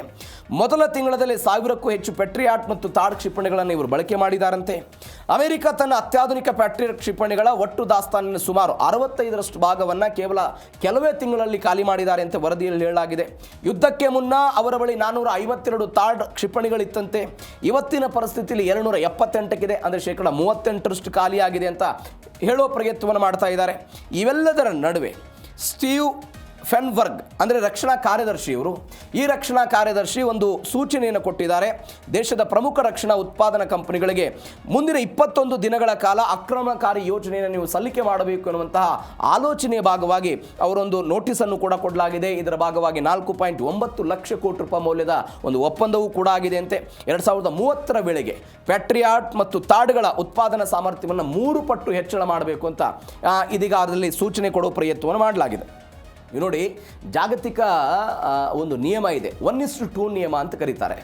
ಏನದು 1:2 ನಿಯಮ ಅಂತ ಹೇಳಿದ್ರೆ, ಇರಾನ್ ಮತ್ತು ಅಮೆರಿಕಕ್ಕೆ ಇದನ್ನು ಕಂಪೇರ್ ಮಾಡಿಬಿಡೋಣ. ಹೆಂಗೆ, ಇರಾನ್ನಿಂದ ಯಾವುದಾದ್ರೂ ಒಂದು ಡ್ರೋನ್ ಬಂತ ಹೇಳಿದ್ರೆ ಆ ಡ್ರೋನನ್ನು ಹೊಡೆದುರುಳಿಸೋದಕ್ಕೆ ಅಮೆರಿಕ ಖರ್ಚು ಮಾಡ್ತಾ ಇದ್ದದ್ದು 2 ಕ್ಷಿಪಣಿ ನಿರೋಧಕ ಮತ್ತು ಡ್ರೋನ್ ನಿರೋಧಕ ಶಕ್ತಿಗಳನ್ನು ಅವರು ಖರ್ಚು ಮಾಡ್ತಾ ಇದ್ದು. ಇದರರ್ಥ ಆ ಕಡೆಯಿಂದ 100 ಡ್ರೋನ್ಗಳು ಬಂದರೆ ಈ ಕಡೆಯಿಂದ ಖರ್ಚಾಗ್ತಾ ಇದ್ದದ್ದು 200. ಆ ಪರಿಪ್ರಮಾಣದಲ್ಲಿ ಜಾಗತಿಕವಾಗಿ ಇಂಥದ್ದೊಂದು ಖರ್ಚಾಗಿದ್ದರ ಕಾರಣಕ್ಕಾಗಿ ಇವೆಲ್ಲವೂ ಕೂಡ ಆಗಿದೆ ಅಂತ ಡೀಟೇಲ್ಸ್ ಬರ್ತಾ ಇದೆ. ಇದು ಒಂದು ಬೆಳವಣಿಗೆ. ಎಲ್ಲದರ ನಡುವೆ ಈ DNA 2ನೇ ಸುದ್ದಿಯ ಕೊನೆಯ ಬೆಳವಣಿಗೆ ಅಂತ ಹೇಳಿದರೆ ಕ್ಷಿಪಣಿಗಳ ಸಂಖ್ಯೆಯಲ್ಲಿ ಭಾರಿ ಇಳಿಕೆ ಆಗಿದ್ದನ್ನು ನೋಡ್ತಾ ಇದ್ದೀವಿ. 2700ರಿಂದ 827 ಕುಸಿತ ಆಗಿದೆ. ನಾನು ಅವಾಗಲೇ ಹೇಳಿದೆ. 452ರಿಂದ ತಾಡ್ಗಳ ಸಂಖ್ಯೆ 278ಕ್ಕೆ ಕುಸಿತ ಆಗ್ತಾ ಇದ್ದದನ್ನು ನೋಡ್ತಾ ಇದ್ದೀವಿ. ಅದೆಲ್ಲೆಲ್ಲಿ ಹೆಂಗೆ ಬಳಕೆ ಮಾಡಿದ್ರು ಅಂತ ನಾನು ಹೇಳಿದೆ. ರಕ್ಷಣಾ ಸಚಿವ ಹೆಕ್ಸೆತ್ ವಿರುದ್ಧ ಟ್ರಂಪ್ ಅಸಮಾಧಾನದ ವರದಿ. ಮೊನ್ನೆಯೂ ಕೂಡ ಅದ್ರ ಬಗ್ಗೆ ಪ್ರಶ್ನೆ ಮಾಡಿದ್ರು, ಯಾವುದೇ ಕೊರತೆ ಇಲ್ಲ ಅಂತ ಹೇಳಿದ್ರೆ ಇವತ್ತು ಹೆಂಗೆ ಕೊರತೆ ಆಯಿತು, ನನ್ನ ಮುಂದೆ ಸುಳ್ಳು ವರದಿಯನ್ನು ನೀವೆಲ್ಲ ಮಂಡಿಸಿದ್ರ ಅಂತ. ನನ್ನ ಮೇಲೆ ನಂಬಿಕೆ ಇದೆ ಎನ್ನುವಂಥ ವರದಿಗಳನ್ನು ಡೊನಾಲ್ಡ್ ಟ್ರಂಪ್ ಎಲ್ಲ ತಳ್ಳಿ ಹಾಕಿದ್ದಾರೆ. ಯುದ್ಧದ ಭರಾಟೆಯಲ್ಲಿ ಶಸ್ತ್ರಾಸ್ತ್ರಗಳಿಗಾಗಿ ಪರದಾಡ್ತಾ ಇದೆಯೇ ದೊಡ್ಡಣ್ಣ ಅಮೆರಿಕ ಎನ್ನುವಂತಹ ಪ್ರಶ್ನೆಗಳು ಸದ್ಯಕ್ಕೆ ಬರ್ತಾ ಇರುವಂತಹ ಯಕ್ಷ ಪ್ರಶ್ನೆ ಇದು. ನೀವು ನೋಡಿ, ಅಮೆರಿಕ ಕೊಲ್ಲಿಯನ್ ಯುದ್ಧದಲ್ಲಿ 1980-90 ಆ ದಶಕದಲ್ಲೂ ಕೂಡ ಬಾಂಬ್ಗಳ ಕೊರತೆಯನ್ನು ಎದುರಿಸಿತ್ತು. ವಿಯೆಟ್ನಾಂ ವಿರುದ್ಧವೂ ಕೂಡ ಸರಿಸುಮಾರು ಅನೇಕ ವರ್ಷಗಳ ಕಾಲ ಯುದ್ಧವನ್ನು ಮಾಡಿದಾಗಲೂ ಕೂಡ ಆ ಯುದ್ಧದ ಮಧ್ಯಭಾಗದಲ್ಲಿ ಶಸ್ತ್ರಾಸ್ತ್ರಗಳ ಕೊರತೆಯನ್ನು ಎದುರಿಸುವಂತಹ ಪರಿಸ್ಥಿತಿ ಬಂದಿತ್ತು. ಹೆಂಗೆ ಹೋಗ್ಬಿಟ್ಟಿತ್ತು ಅಂದರೆ ನೀವು ಪರಿಸ್ಥಿತಿ ಇಮ್ಯಾಜಿನ್ ಮಾಡ್ಕೊಳ್ಳಿ. ಯಾವುದೋ ಒಬ್ಬ ವ್ಯಕ್ತಿ ವಿಯೆಟ್ನಾಂ ಸೈನಿಕರ ವಿರುದ್ಧ ಫ್ರಂಟ್ ಲೈನಲ್ಲಿ ನಿಂತು ಹೋರಾಟ ಮಾಡ್ತಾ ಇದ್ದಾನೆ ಅಂತ ಹೇಳಿದರೆ ಅಮೆರಿಕ ರಕ್ಷಣಾ ಇಲಾಖೆಯಿಂದ ಒಂದು ಸೂಚನೆ ಹೋಗಿತ್ತು, ಎಣೆಸಿ ಸೀಮಿತವಾಗಿ ಬಾಂಬ್ಗಳ ದಾಳಿ ಮಾಡಬೇಕು ಅನ್ನುವಂಥ ಸೂಚನೆ ಅಮೆರಿಕದ ರಕ್ಷಣಾ ಇಲಾಖೆಯಿಂದ ಹೋಗಿತ್ತು. ಆ ಪರಿಪ್ರಮಾಣದಲ್ಲಿ ಕೊರತೆಯನ್ನು ಎದುರಿಸ್ತಾ ಇದ್ರು. ಇದೀಗ ಅದು ಕೂಡ ಇರಾನ್ ವಿರುದ್ಧದ ಯುದ್ಧದಲ್ಲಿ ಕಂಡು ಬರ್ತಾ ಇದೆ. ಹೀಗಾಗಿ ಅಮೆರಿಕ ಇದನ್ನು ಹೆಂಗೆ ತೆಗೆದುಕೊಳ್ಳುತ್ತೆ, ಹಾರ್ಮುಜ್ನಲ್ಲಿ ಏನಾಗುತ್ತೆ ಕಾದು ನೋಡ. ಅದು ನಿನ್ನೆಯ DNA ಒಂದು ಸುದ್ದಿಗೆ ಪೂರಕವಾಗಿರುವಂಥ ಸುದ್ದಿ ಇದು. ಯಾವ ಅಮೆರಿಕ ಮತ್ತು ಯುರೋಪಿಯನ್ ರಾಷ್ಟ್ರಗಳು ಸೇರಿಕೊಂಡು ರಷ್ಯಾವನ್ನು ಬಗ್ಗುಬಡಿಬೇಕು ಅಂತ ಆಲೋಚನೆ ಮಾಡ್ತಾ ಇದೆ. ನೀವು ರಷ್ಯಾದಿಂದ ವ್ಯಾಪಾರ ವಹಿವಾಟು ಮಾಡಿದರೆ 100% ಸುಂಕವನ್ನು ವಿಧಿಸ್ತೀವಿ ಅಂತ ಒಂದು ಹೆದರಿಕೆಯನ್ನು ಹಾಕುವ ಪ್ರಯತ್ನವನ್ನು ಮಾಡ್ತಾ ಇದೆ. ಆ ಮುಖಾಂತರ ರಷ್ಯಾದ ಮಿತ್ರ ರಾಷ್ಟ್ರಗಳಿಗೆ ಒಂದು ಎಚ್ಚರಿಕೆ ಕೊಡೋ ಪ್ರಯತ್ನವನ್ನು ಅಮೆರಿಕ ಏನು ಮಾಡ್ತಾ ಇದೆಯಲ್ಲ, ಆ ಜಾಗತಿಕ ರಾಜಕಾರಣ ಮತ್ತು ಜಾಗತಿಕ ಆ ಚೆಕ್ಮೇಟ್ನಲ್ಲಿ ಮತ್ತೊಂದು ಚೆಕ್ಮೇಟನ್ನು ಇವತ್ತು ರಷ್ಯಾದಿಂದ ಪ್ರಯೋಗ ಮಾಡಲಾಗಿದೆ. ಯಾವ ಹಾರ್ಮುಜ್ ಜಲಸಂಧಿ ಮತ್ತು ಉಕ್ರೇನ್ ಮತ್ತು ರಷ್ಯಾದ ಕಾರಣಕ್ಕಾಗಿ ಆ ಯುದ್ಧದಲ್ಲಿ ರಷ್ಯಾವನ್ನು ಏಕಾಂಗಿ ಮಾಡಬೇಕು ಅಂತ ಯುರೋಪಿಯನ್ ಯೂನಿಯನ್ಗಳು ಒಂದಾಗಿ ಅಮೆರಿಕದ ನೇತೃತ್ವದಲ್ಲಿ ರಷ್ಯಾದ ಆರ್ಥಿಕತೆಗೆ ಹೊಡೆತ ಕೊಡ್ತಾ ಇದೆಯಲ್ಲ, ಅದಕ್ಕೊಂದು ಪರ್ಯಾಯ ಮಾರ್ಗವನ್ನು ರಷ್ಯಾದವರು ಕಂಡುಕೊಂಡಂತೆ ಕಾಣಿಸ್ತಾ ಇದೆ. ಅದು ಭಾರತದ ಜೊತೆಗೆ ಇಷ್ಟು ದಿನಗಳ ಕಾಲ ಸಮುದ್ರ ಮಾರ್ಗದ ಮುಖಾಂತರ ಏನು ವ್ಯಾಪಾರ ವಹಿವಾಟವನ್ನು ಮಾಡ್ತಾ ಇದ್ರಲ್ಲ, ಅದನ್ನು ಭೂಮಾರ್ಗದ ಮುಖಾಂತರ ಆ ವ್ಯಾಪಾರ ವಹಿವಾಟನ್ನು ಮಾಡಬೇಕು ಅಂತ ರಷ್ಯಾ ಆಲೋಚನೆ ಮಾಡಿದಂತೆ ಕಾಣಿಸ್ತಾ ಇದೆ. ಹಾಗಾದರೆ ಇದು ಮೊದಲ ಬಾರಿ ಇಂಥದ್ದೊಂದು ಆಲೋಚನೆ ಅಲ್ಲ. ಬ್ರಿಟಿಷರ ಕಾಲದಿಂದಲೂ ಕೂಡ ರಷ್ಯಾಕ್ಕೆ ಇಂಥದ್ದೊಂದು ಆಲೋಚನೆ ಇತ್ತು.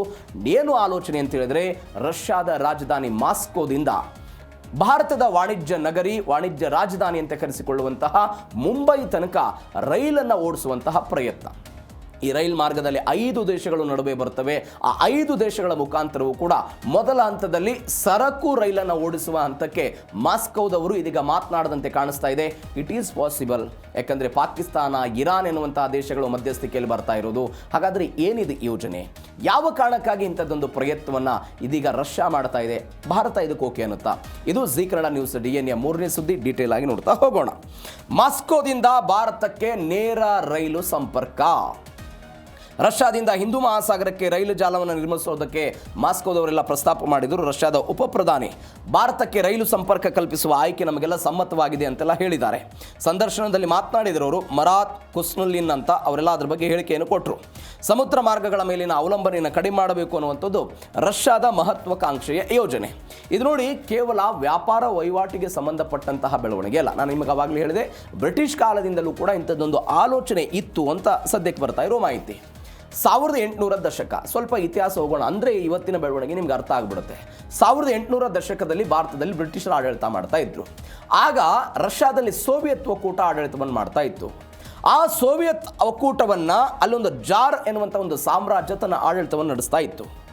ಜಾರ್ ಎನ್ನುವಂತಹ ಸಾಮ್ರಾಜ್ಯ ಏನು ಮಾಡುತ್ತೆ ಅಂತ ಹೇಳಿದ್ರೆ, ನಾವು ರಷ್ಯಾದವರು ಅರಬ್ಬಿ ಸಮುದ್ರ ಅಥವಾ ಹಿಂದೂ ಮಹಾಸಾಗರದ ಜೊತೆಗೆ ನೇರವಾದಂಥ ಸಂಪರ್ಕವನ್ನು ಇಟ್ಕೊಳ್ಬೇಕು, ಇಲ್ಲದೆ ಹೋದರೆ ರೈಲು ಸಂಪರ್ಕವನ್ನು ಇಟ್ಕೊಳ್ಬೇಕು ಅಂತ ಒಂದು ಬಯಕೆಯನ್ನು ವ್ಯಕ್ತಪಡಿಸುವ ಪ್ರಯತ್ನವನ್ನು ಮಾಡಿದರು. ಆದರೆ ಭಾರತದಲ್ಲಿ ಬ್ರಿಟಿಷರು ಇದ್ದರು. ಆದರೆ ಈಗ ಅವರೇನೋ ಸೋವಿಯತ್ ಒಕ್ಕೂಟದವರು ಭಾರತದ ಜೊತೆಗೆ ಸಂಪರ್ಕ ಇಟ್ಕೊಂಡ್ಬಿಟ್ರೆ ನಮ್ಮ ಅಧಿಕಾರ ವ್ಯಾಪ್ತಿ ಕಡಿಮೆ ಆಗುತ್ತೆ ಅಂತ ಬ್ರಿಟಿಷರು ಒಂದು ಚಾಲಾಕಿತನ ಮಾಡಿ ಏನು ಮಾಡಿದ್ರು ಅಂತ ಹೇಳಿದ್ರೆ, ಅಫ್ಘಾನಿಸ್ತಾನ ಎನ್ನುವಂಥ ಒಂದು ದೇಶವನ್ನು ಬಫರ್ ವಲಯವನ್ನು ಮಾಡಿಕೊಂಡು ಯಾವ ರಷ್ಯಾ ಅದೇ ಅಫ್ಘಾನಿಸ್ತಾನದ ಮುಖಾಂತರ ಇಲ್ಲಿ ಬರಬೇಕು ಅಂತ ಆಲೋಚನೆ ಮಾಡ್ತಾ ಇತ್ತಲ್ಲ, ಅಲ್ಲಿ ಒಂದು ಬ್ರೇಕ್ ಹಾಕೋ ಪ್ರಯತ್ನವನ್ನು ಮಾಡಿದ್ರು. ಒಂದು ಬೆಳವಣಿಗೆ. ಎರಡನೇ ಬೆಳವಣಿಗೆ 1989 ಅಫ್ಘಾನಿಸ್ತಾನದ ವಿರುದ್ಧ ಯುದ್ಧ ಆಗುತ್ತೆ. ಯಾರ್ದು? ಇದೇ ಸೋವಿಯತ್ ಒಕ್ಕೂಟದ್ದು. ಎಷ್ಟು ವರ್ಷಗಳ ಕಾಲ? 10 ವರ್ಷಗಳ ಕಾಲ ಯುದ್ಧ ಆಯಿತು. ಸೋವಿಯತ್ ಒಕ್ಕೂಟ ಅಫ್ಘಾನಿಸ್ತಾನ ಯುದ್ಧ ಆಯಿತು. ಈ ಯುದ್ಧದ ನಂತರವೂ ಕೂಡ ಒಂದು ಬಯಕೆ ಆಗಿತ್ತು ರಷ್ಯಾದವ್ರದ್ದು, ನಾವು ರೈಲು ಮಾರ್ಗವನ್ನು ಸ್ಥಾಪನೆ ಮಾಡಬೇಕು ಅಂತ. ಯಾವಾಗ ಯುದ್ಧವನ್ನು ಇವರು ಸೋತರೋ ಅವತ್ತು ಕೂಡ ಅದು ಮಣ್ಣು ಪಾಲಾಯಿತು. ಎರಡನೇ ಬೆಳವಣಿಗೆ. 2000 ಮತ್ತು 2002ನೇ ಇಸ್ವಿಯಲ್ಲಿ INSTC ಎನ್ನುವಂತಹ ಒಂದು ಯೋಜನೆಯನ್ನು ತೆಗೆದುಕೊಂಡು ಬರ್ತಾರೆ. ಯಾವಾಗ ಸೋವಿಯತ್ ಒಕ್ಕೂಟ ಪತನ ಆಯಿತಲ್ಲ, ಆಗ ರಷ್ಯಾ, ಇರಾನ್, ಭಾರತ ಸೇರಿಕೊಂಡು ಒಟ್ಟಾಗಿ international north south transport corridor ಎನ್ನುವಂಥ ಒಂದು ಒಪ್ಪಂದವನ್ನು ಮಾಡಿಕೊಂಡ್ರು. ಇದರರ್ಥ ಏನು ಅಂತ ಹೇಳಿದ್ರೆ, ಸಮುದ್ರ ಮತ್ತು ರೈಲು ಮಾರ್ಗವನ್ನು ಮಿಶ್ರಣ ಮಾಡಿಕೊಂಡು ಇರಾನ್ ಮೇಲಿನ ಮಾಡಿಕೊಂಡು ಇದಂಥದ್ದೊಂದು ರೈಲು ವ್ಯವಸ್ಥೆಯನ್ನು ಮಾಡ್ಕೊಳ್ಬೇಕು ಅನ್ನುವಂಥ ಒಂದು ಒಪ್ಪಂದ ಆಯಿತು. ಯಾವಾಗ 2002-2000ನೇ ಇಸ್ವಿಯಲ್ಲಿ. ಆದರೆ ಆವಾಗ ಅಮೆರಿಕ ಏನು ಮಾಡಿಬಿಟ್ಟಿತ್ತು ಅಂತ ಹೇಳಿದ್ರೆ, ಇರಾನ್ ಮೇಲೆ ಆರ್ಥಿಕ ದಿಗ್ಬಂಧನಗಳನ್ನು ಹೇರಿತ್ತು. ಇರಾನ್ ಬಳಿ ಹಣ ಇರಲಿಲ್ಲ, ಮೂಲ ಸೌಕರ್ಯಗಳ ಕೊರತೆ ಆಯಿತು. ಒನ್ಸ್ ಅಗೇನ್ ಫ್ಲಾಪ್ ಆಯಿತು. 2022ರಲ್ಲಿ ಉಕ್ರೇನ್ ಯುದ್ಧ ಆಯಿತು. ಉಕ್ರೇನ್ ಯುದ್ಧ ಆದ ನಂತರ ಯಾವ ಮಾರುಕಟ್ಟೆಯನ್ನು ರಷ್ಯಾ ನಂಬಿಕೊಂಡಿತ್ತೋ ಆ ಮಾರುಕಟ್ಟೆ ಸಂಪೂರ್ಣವಾಗಿ ಏಷ್ಯಾದ ಕಡೆಗೆ ತಿರುಗಿಸೋಕೆ ಪ್ರಯತ್ನವನ್ನು ಪಡ್ತು. ಯಾಕಂದರೆ ನೀವು ಬೇರೆ ಬೇರೆ ಯುರೋಪಿಯನ್ ಬೇರೆ ಬೇರೆ ಕಂಟ್ರಿಗಳು ರಷ್ಯಾ ಆ ಮಾರುಕಟ್ಟೆಯನ್ನು ನಂಬಿಕೊಂಡಿತ್ತು. ತನ್ನ ವಸ್ತು ಮಾರಾಟ ಆಗ್ತಿತ್ತು, ತೈಲ ಮಾರಾಟ ಆಗ್ತಿತ್ತು, ಸರಕು ಸಾಮಗ್ರಿಗಳೆಲ್ಲ ಮಾರಾಟ ಆಗ್ತಾ ಇತ್ತು. ಯಾವಾಗ ಯುರೋಪಿಯನ್ ಯೂನಿಯನ್ಗಳು ಇವ್ರ ಮೇಲೆ ದಿಗ್ಬಂಧನ ಹೇರಿದ್ರೋ ವ್ಯಾಪಾರ ವಹಿವಾಟು ಕುಸಿತಾ ಇತ್ತು.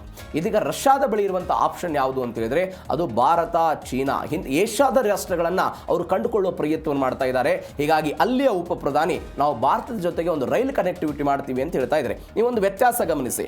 1800 ಇಸ್ವಿಯಲ್ಲಿ ಜಾರ್ ಎನ್ನುವಂತಹ ಸಾಮ್ರಾಜ್ಯ ವಿಸ್ತರಣೆ ಮಾಡಿಕೊಳ್ಬೇಕು ಅಂತ, ತನ್ನ ಸಾಮ್ರಾಜ್ಯದ ವಿಸ್ತರಣೆಯ ಕಾರಣಕ್ಕಾಗಿ ಭಾರತದ ಜೊತೆಗೆ ರೈಲು ಮಾರ್ಗ ಬೇಕು ಅಂತ ಬಯಸಿದ್ರೆ, ಇವತ್ತು ರಷ್ಯಾ ತನ್ನ ಅಸ್ತಿತ್ವವನ್ನು ಉಳಿಸಿಕೊಳ್ಳಬೇಕು, ತನಗೊಂದು ಮಾರುಕಟ್ಟೆ ಬೇಕು ಅನ್ನುವ ಕಾರಣಕ್ಕಾಗಿ ಏಷ್ಯಾದ ಜೊತೆಗೆ ಒಂದು ರೈಲು ಸಂಪರ್ಕಕ್ಕೆ ಬರೋ ಆಲೋಚನೆಯಲ್ಲಿ ಬಂದಿದ್ದಾರೆ. ಹೀಗಾಗಿ ಒಂದು ಹೇಳಿಕೆ ಭಾರಿ ಮಹತ್ವವನ್ನು ಪಡೆದುಕೊಂಡೇ ಇದ್ದು ಒಂದು ಬೆಳವಣಿಗೆ. ಎಲ್ಲದರ ನಡುವೆ ಹಾರ್ಮುಜ್ ಭಯಕ್ಕೆ ಪರ್ಯಾಯ ಹಾದಿ. ನಾನು ಅವಾಗಲೇ ಹೇಳಿದೆ, ಹಾರ್ಮುಜ್ ಜಲಸಂಧಿಯಲ್ಲಿ ಆಗ್ತಾ ಇರುವಂತಹ ಬೆಳವಣಿಗೆ, ಬಾಸ್ಫರಸ್ ಜಲಸಂಧಿಗಳಲ್ಲಿ ಹೆಚ್ಚುತ್ತಾ ಇರುವಂತಹ ಭದ್ರತಾ ಭೀತಿ, ಎಲ್ಲ ಕಾರಣಕ್ಕಾಗಿ ಒಂದೊಂದು ಅಲ್ಟರ್ನೇಟ್ ವ್ಯವಸ್ಥೆಯನ್ನು ಮಾಡ್ಕೊಳ್ತಾ ಇರೋದು. ವಿಶ್ವದ 25% ತೈಲ ವ್ಯಾಪಾರ ನಡೆಯುವಂಥ ಮಾರ್ಗದಲ್ಲೇ ಇಂಥದ್ದೊಂದು ವ್ಯವಸ್ಥೆಯನ್ನು ಮಾಡ್ಕೊಳ್ತಾ ಇರೋದು. ಹಾರ್ಮುಜ್ ಜಲಸಂಧಿಯಲ್ಲಿ ಆಗ್ತಾ ಇರುವಂಥ ಬೆಳವಣಿಗೆ ನೋಡ್ತಾ ಇದ್ದೀರಿ. ಅಮೆರಿಕಾದ ಕಾರಣಕ್ಕಾಗಿ ಇರಾನ್ ಮತ್ತು ಅಮೆರಿಕಾದ ನಡುವೆ ನಾನು ಅವಾಗಲೇ ಹೇಳಿದೆ ಏನೇನಾಗ್ತಾ ಇದೆ ಅಂತ. ನೀವು ಒಟ್ಟಾರೆ ಸಮುದ್ರ ಮಾರ್ಗವನ್ನು ನೀವು ಡಿಪೆಂಡೆನ್ಸಿಯಾಗಿ ತೈಲವನ್ನು ತರೋದಾದರೆ ಒಂದು ಕಾಸ್ಟ್ ಕೂಡ ಜಾಸ್ತಿ ಆಗುತ್ತೆ, ಎರಡನೇದು ದಿನಗಳು ಕೂಡ ಹೆಚ್ಚು ವ್ಯಯ ಆಗ್ತಾ ಹೋಗುತ್ತೆ. ಇದು ಒಂದು ಬೆಳವಣಿಗೆ. ಈ ಕಾರಣಕ್ಕಾಗಿ ಅದನ್ನು ಕಡಿಮೆ ಮಾಡಬೇಕು ಅಂತ. ಎರಡನೇದು ಬಾಸ್ಫರಸ್, ಇದು ರಷ್ಯಾ ಮತ್ತು ಯುರೋಪ್ನ ನಡುವೆ ಅಂದರೆ ಕಪ್ಪು ಸಮುದ್ರದಿಂದ ಮರ್ಮರ ಸಮುದ್ರವನ್ನು ಸಂಪರ್ಕ ಮಾಡಬಹುದಾದಂತಹ ವ್ಯವಸ್ಥೆ ಇದು. ಇಲ್ಲಿ ರಷ್ಯಾ ಮತ್ತು ಉಕ್ರೇನ್ ನಡುವೆ, ಮಧ್ಯ ಏಷ್ಯಾದ ನಡುವೆ ಏನು ದೇಶಗಳು ಬರುತ್ತೆ ಅವುಗಳನ್ನು ಕನೆಕ್ಟಿವಿಟಿ ಮಾಡುವಂತಹ ವ್ಯವಸ್ಥೆ. ಅದು ಮಾರುಕಟ್ಟೆ, ದವಸ, ಧಾನ್ಯ, ತೈಲ ಎಲ್ಲವೂ ಕೂಡ ಇದರಲ್ಲಿ ಹೋಗ್ತಾ ಹೋಗುತ್ತೆ. ಆದರೆ ಈ ಮಾರ್ಗಕ್ಕೆ ಒಂದು ಪರ್ಯಾಯವಾಗಿ ಮಾರ್ಗವನ್ನು ಮಾಡಿಕೊಂಡು ಅದನ್ನು ಬೇರೆ ಬೇರೆ ದೇಶಗಳ ಮುಖಾಂತರ ಒಂದು ಕನೆಕ್ಟಿವಿಟಿ ಮಾಡಿಕೊಂಡು ರೈಲು ಮಾರ್ಗವನ್ನು ಮಾಡಿಕೊಳ್ಬೇಕು ಅನ್ನುವಂಥದ್ದು ರಷ್ಯಾದ್ದು. ನಾನು ಅವಾಗಲೇ ಹೇಳಿದೆ ಅನೇಕ ವರ್ಷಗಳಿಂದ ಇಂಥದ್ದೊಂದು ಪ್ರಯತ್ನಗಳಾಗಿತ್ತು, ಆದರೆ ಇದೀಗ ಆಗಿಲ್ಲ ಅಂತ. ಬಟ್ ಯಾವಾಗ ರಷ್ಯಾ ಮತ್ತು ಉಕ್ರೇನ್ ನಡುವೆ ಯುದ್ಧ ಆಯ್ತಲ್ಲ, ಅವಾಗ ಒಂದ್ಸರಿ ಏನೋ ಟ್ರಯಲ್ ರನ್ ಆಗಿದೆ ಅಂತೆಲ್ಲ ಹೇಳ್ತಾ ಇದ್ದಾರೆ. ಕೆಲವೊಂದಿಷ್ಟು ದೇಶಗಳ ನಡುವೆ ಟ್ರಯಲ್ ರನ್ ಆಗಿದೆ ಅಂತ, ಡ್ರೈ ರನ್ ಕೂಡ ಸಹ ಮಾಡಲಾಗಿತ್ತು. 2022ರ ಉಕ್ರೇನ್ ಯುದ್ಧ ಆದಮೇಲೆ ಒಂದು ಡ್ರೈ ರನ್ ವ್ಯವಸ್ಥೆಯನ್ನೇನೋ ಮಾಡ್ಕೊಂಡಿದ್ರು ಅಂತ ಸದ್ಯಕ್ಕೆ ಬರ್ತಾ ಇರುವಂಥ ಅಪ್ಡೇಟ್ ಇದೆ. ಹೀಗಾಗಿ ಒಂದು ಪರ್ಯಾಯ ವ್ಯವಸ್ಥೆಯನ್ನು ಇದೀಗ ಅವರು ಮಾಡ್ಕೊಳ್ತಾ ಇದ್ದಾರೆ. ಹೀಗಾಗಿ ಏನಾಗುತ್ತೆ ಕಾದು ನೋಡೋಣ. ಇವೆಲ್ಲದರ ನಡುವೆ 5 ದೇಶಗಳ ಮುಖಾಂತರ ಇದೆಲ್ಲ ಹಾದು ಹೋಗುತ್ತೆ ಅಂತ.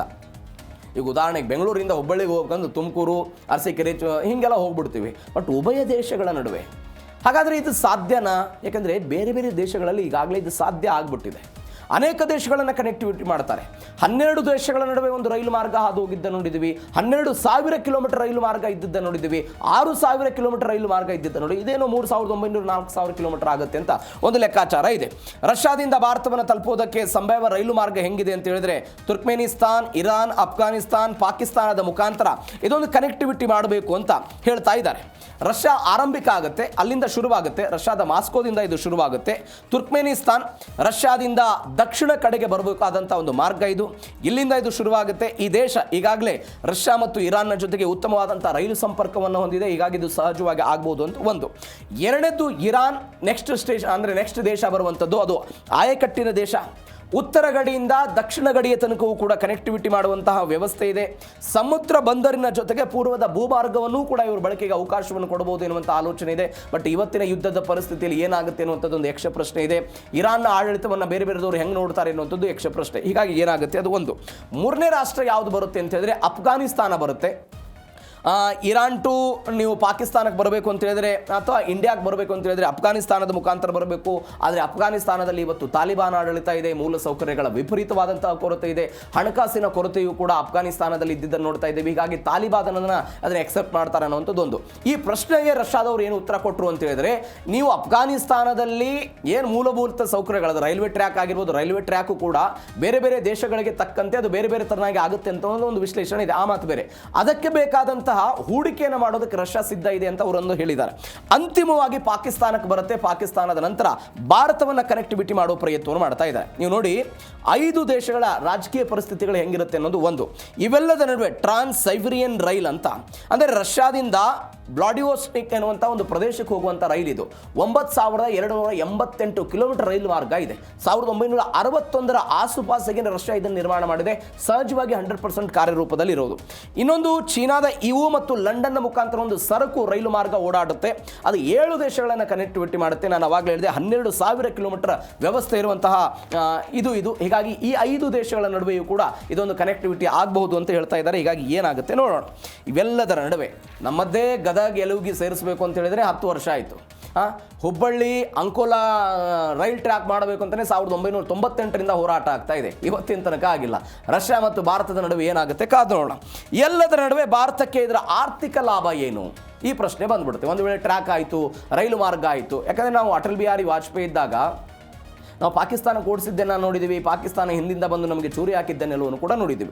ಇದು ಒಂದು ಬೆಳವಣಿಗೆ. ಹಾಗಾದರೆ ಭಾರತಕ್ಕೆ ಏನು ಲಾಭ ಆಗುತ್ತೆ? ನಾವು ಸಮುದ್ರ ಮಾರ್ಗವನ್ನು ಕಡಿಮೆ ಮಾಡ್ಕೊಳ್ತೀವಿ.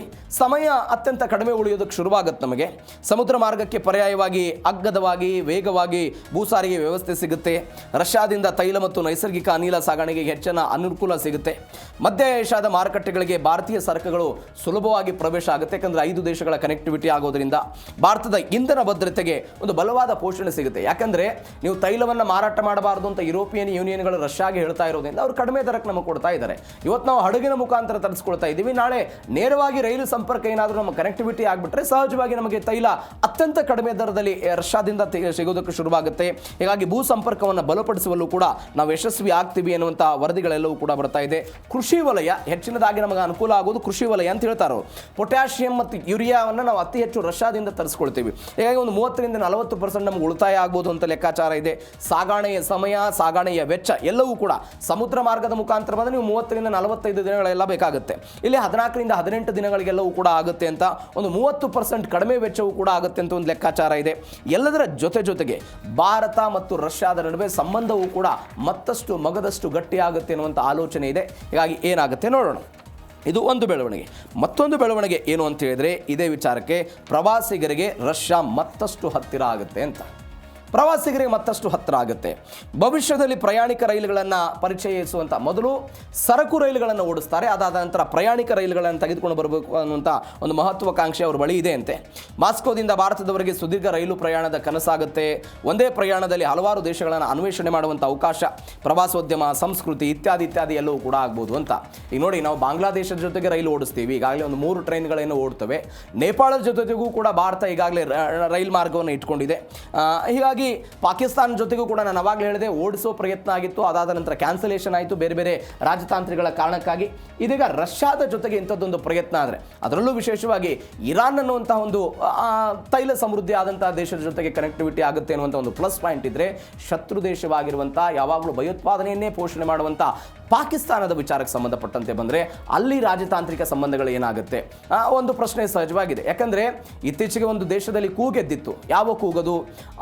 ಭಾರತ ಎನ್ನುವಂಥ ದೇಶ ಅಥವಾ ಭಾರತದ ಕೇಂದ್ರ ಸರ್ಕಾರ ಪಾಕಿಸ್ತಾನದ ಜೊತೆಗೆ ಯಾವ ಗಡಿ ಮುಖಾಂತರ ವ್ಯಾಪಾರ ವಹಿವಾಟವನ್ನು ಈ ಹಿಂದೆ ಮಾಡ್ತಿತ್ತು ಅದನ್ನು ಪುನರಪಿ ಶುರು ಮಾಡಬೇಕು ಅಂತ ನಮ್ಮದೇ ಜಮ್ಮು ಕಾಶ್ಮೀರದ ಕೆಲ ಪೊಲಿಟಿಕಲ್ ಲೀಡರ್ಸ್ಗಳು ಕಾಂಗ್ರೆಸ್ನವರೆಲ್ಲ ಶುರು ಮಾಡ್ಕೊಂಡಿದ್ರು. ಆದರೆ ಕೇಂದ್ರ ಸರ್ಕಾರ ಹೇಳ್ತು ಭಯೋತ್ಪಾದನೆ ಮತ್ತು ವ್ಯಾಪಾರ ಒಂದೇ ಮಾತಿನಲ್ಲೆಲ್ಲವೂ ಕೂಡ ನಡೆಯಲ್ಲ ಅಂತ. ಹೀಗಾಗಿ ನಾವು ಅವ್ರ ಜೊತೆಗೆ ವ್ಯಾಪಾರ ವಹಿವಾಟವನ್ನು ಯಾವುದನ್ನು ಕೂಡ ಇಟ್ಕೊಂಡಿಲ್ಲ. ಹೀಗಾಗಿ ಇದು ಏನಾಗುತ್ತೆ ಕಾದ್ ನೋಡೋಣ. ಯಾವ ಪಾಕಿಸ್ತಾನ ಅಮೆರಿಕ ಮತ್ತು ಇರಾನ್ ನಡುವೆ ಶಾಂತಿ ದೂತನಾಗ್ತೀನಿ, ಶಾಂತಿಯನ್ನು ಬಿಂಬಿಸ್ತೀನಿ, ಶಾಂತಿಯನ್ನು ಸ್ಥಾಪನೆ ಮಾಡ್ತೀನಿ ಅಂತ ಒಂದು ಪ್ರಯತ್ನವನ್ನು ಮಾಡೋ ಪ್ರಯತ್ನದ ಭಾಗವಾಗಿ ಇಸ್ಲಾಮಾಬಾದ್ನಲ್ಲಿ ಒಂದು ಮೇಜು ಸೃಷ್ಟಿ ಮಾಡಿ ಅಲ್ಲಿ ಸಭೆ ಮಾಡಿಸೋ ಪ್ರಯತ್ನವನ್ನು ಮಾಡಿತ್ತು. ಅವತ್ತೇ ಅಮೆರಿಕ ಇದ್ರ ವಿರುದ್ಧ ಬೊಟ್ ಮಾಡಿತ್ತು. ಅವ್ರು ಹೇಳಿದ್ರು, ಅವರು ಪಾಕಿಸ್ತಾನ ಇವತ್ತೇನು ಶಾಂತಿ ಸೃಷ್ಟಿ ಮಾಡೋ ಪ್ರಯತ್ನ ಅಥವಾ ಶಾಂತಿ ಮೂಡಿಸಬೇಕು ಅಂತ ಈ ಒಪ್ಪಂದ ಮಾಡಿಸ್ತಾ ಇಲ್ಲ, ಸ್ವಕಾರ್ಯ ಇದೆ, ಸ್ವಕಾರ್ಯಕಾರಣಕ್ಕಾಗಿ ಇಂಥದ್ದೊಂದು ಪ್ರಯತ್ನವನ್ನು ಮಾಡ್ತಿದ್ದಾರೆ ಅಂತ. ಅದರ ಭಾಗವಾಗಿ ಪಾಕಿಸ್ತಾನದಲ್ಲಿ ಆಗ್ತಾ ಇರುವಂಥ ಬೆಳವಣಿಗೆ, ಒಂದು ಕಡೆ ಶಾಂತಿ ಮೂಡಿಸ್ತೀನಿ, ಶಾಂತಿ ಸಂಧಾನಕಾರ ಅನ್ನುವಂಥ ಪಾಕಿಸ್ತಾನದಲ್ಲಿ ಅರಾಜಕತೆ ಸೃಷ್ಟಿ ಆಗ್ತಾ ಇದೆ.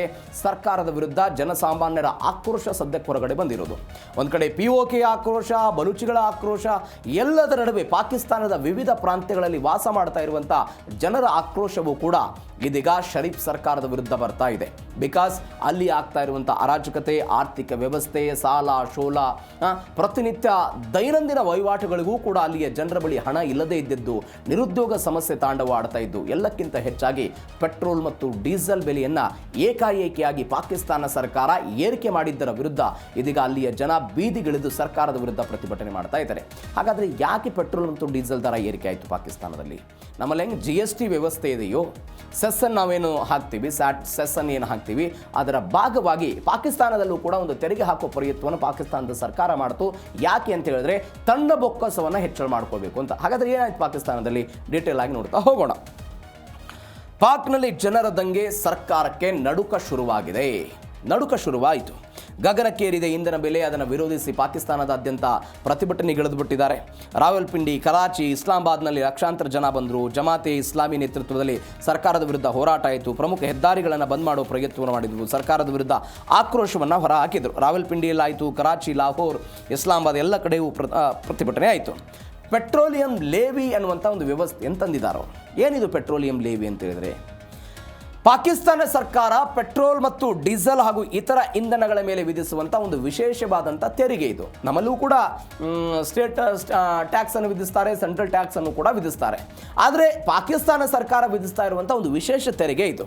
ಏನಿದು ಅಂತ ಹೇಳಿದರೆ, ಸರ್ಕಾರದ ಬೊಕ್ಕಸ ಖಾಲಿ ಆಗ್ತಾ ಇದೆ, ಆ ಬೊಕ್ಕಸವನ್ನು ತುಂಬಿಸಿಕೊಳ್ಳಬೇಕು ಅನ್ನುವ ಕಾರಣಕ್ಕಾಗಿ ಇದೊಂದು ಪೆಟ್ರೋಲಿಯಂ ಲೇವಿ ಅನ್ನುವಂಥ ವ್ಯವಸ್ಥೆಗಳನ್ನು ತೆಗೆದುಕೊಂಡು ಬರ್ತಾ ಇದ್ದಾರೆ. ಈ ಪೆಟ್ರೋಲಿಯಂ ಲೇವಿಯಲ್ಲಿ ಬರುವಂತಹ ತೆರಿಗೆ, ಈಗ ನಮ್ಮಲ್ಲಿ ಹೆಂಗೆ GST ಬೇರೆ ಬೇರೆ ರಾಜ್ಯಗಳಿಗೆ ಹಂಚಿಕೆ ಆಗುತ್ತೆ, GST ಎಷ್ಟು ಕಲೆಕ್ಟ್ ಆಗಿರುತ್ತೋ ಅದೆಲ್ಲವೂ ಕೂಡ ರಾಜ್ಯಗಳಿಗೆ ಹಂಚಿಕೆ ಆಗುತ್ತೆ.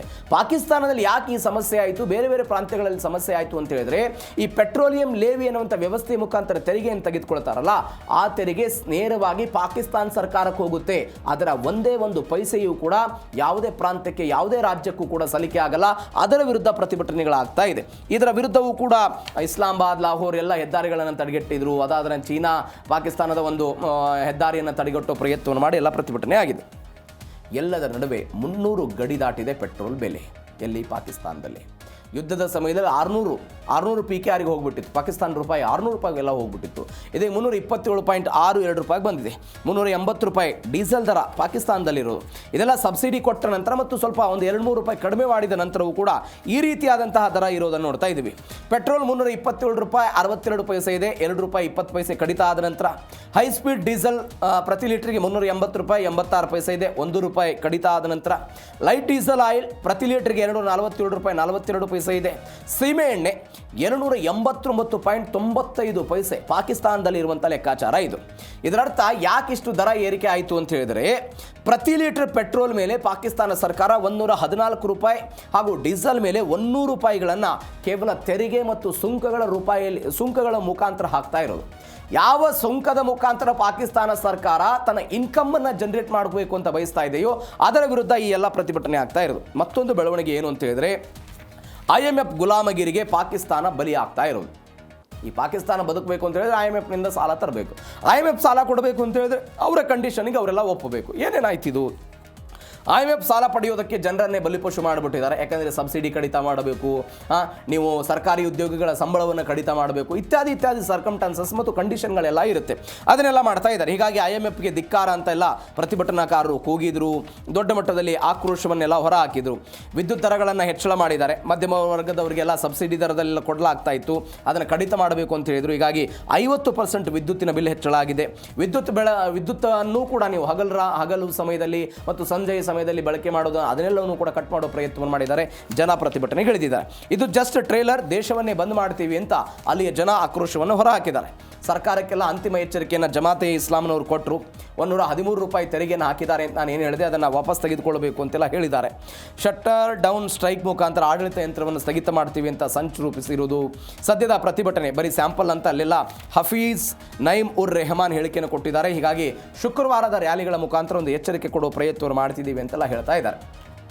ಈ ಎಲ್ಲದರ ನಡುವೆ ಅಲ್ಲಿಯ ಜನ ಹೇಳ್ತಾ ಇರುವಂಥ ಮಾತು ಏನು ಅಂತ ಹೇಳಿದ್ರೆ, ನಿಮ್ಮ ಶೋಕಿ ಬಿಡಿ, ಶೋಕಿ ಬಿಟ್ಟು ಜನರ ಹೊಟ್ಟೆಗೆ ಅನ್ನ ಕೊಡಿ, ಮೊದಲು ಹೊಟ್ಟೆಗೆ ಅನ್ನ ಕೊಡಿ ಅನ್ನುವಂತಹ ಪ್ರಶ್ನೆಯನ್ನು ಅವರು ಹೇಳ್ತಾ ಇದ್ದಾರೆ. ಏನದು?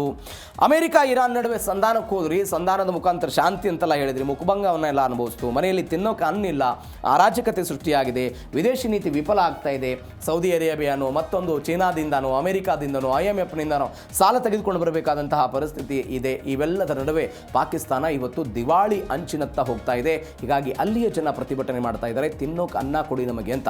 ಯಾಕಂದರೆ ಅಲ್ಲಿ ಸಿಕ್ಬಹುದಾದಂಥ ಗೋಧಿ ಹಿಟ್ಟು ಕೂಡ ಸಿಗ್ತಾ ಇಲ್ಲ. ಪಂಜಾಬ್ ಪ್ರಾಂತ್ಯದವರು ಗೋಧಿಯನ್ನು ಕೂಡ ರಫ್ತು ಮಾಡ್ತಾ ಇಲ್ಲ ಬೇರೆ ಬೇರೆ ಪ್ರಾಂತ್ಯಗಳಿಗೆ.